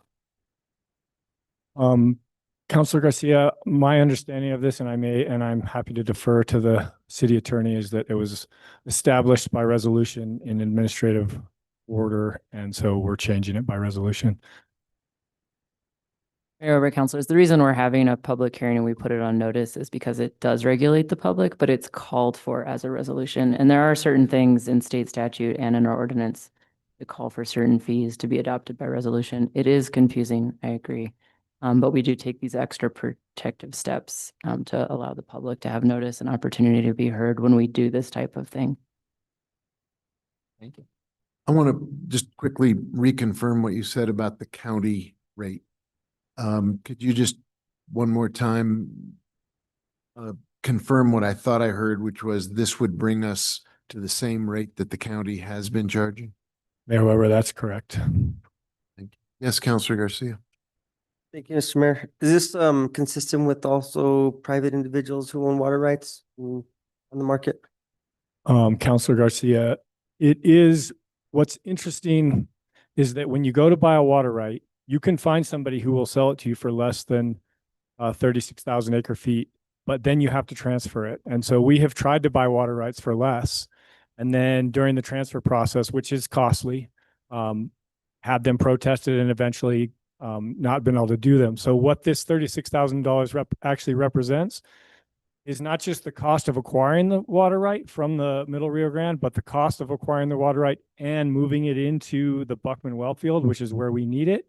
That is the true cost that is reflected in our water bank, where developers who have done that work will sell to other developers if they have excess water rights. So that's truly what's being measured here, is not just the cost of the water right, but the cost of the water right moved into our Buckman Wellfield where we need it.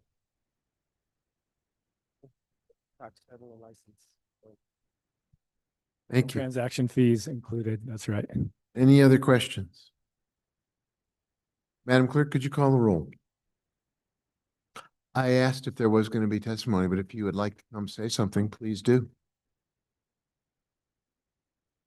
It is a good subject, and Mr. Director Roach has got his finger on this one.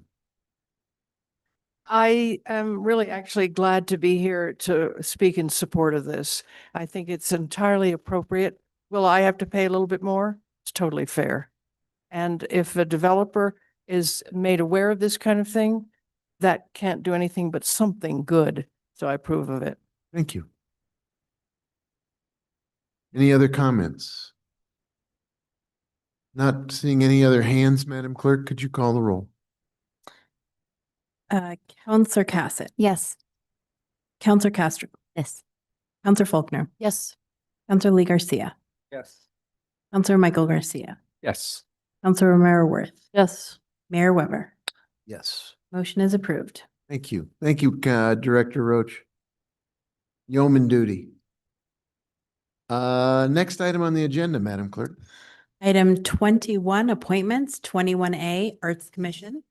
April Cleveland, appointment term ending 10/27.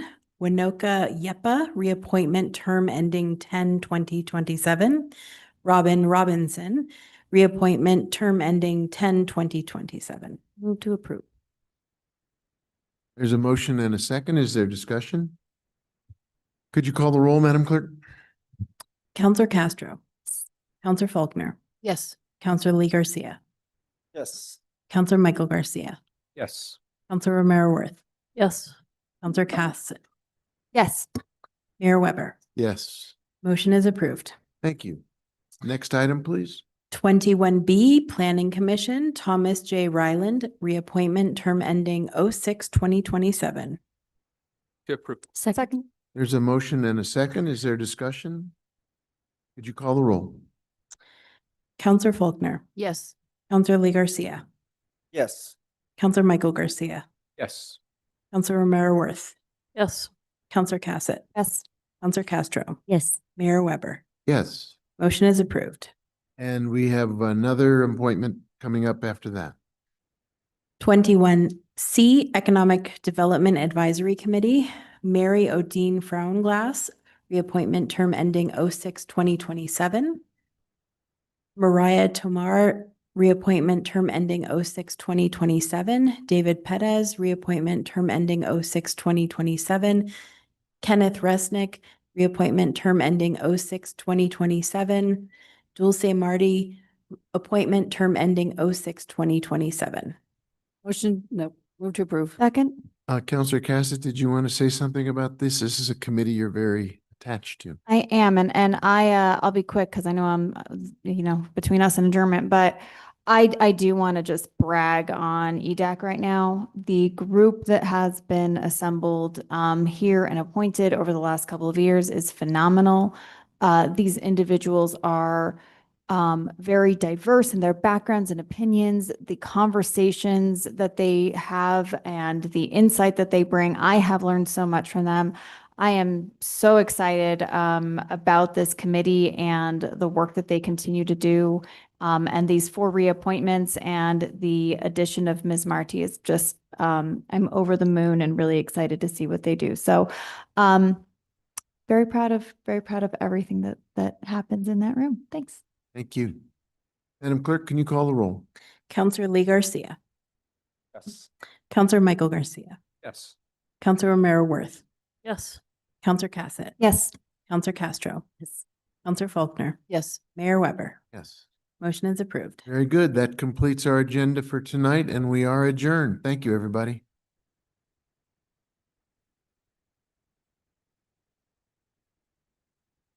Let's go home.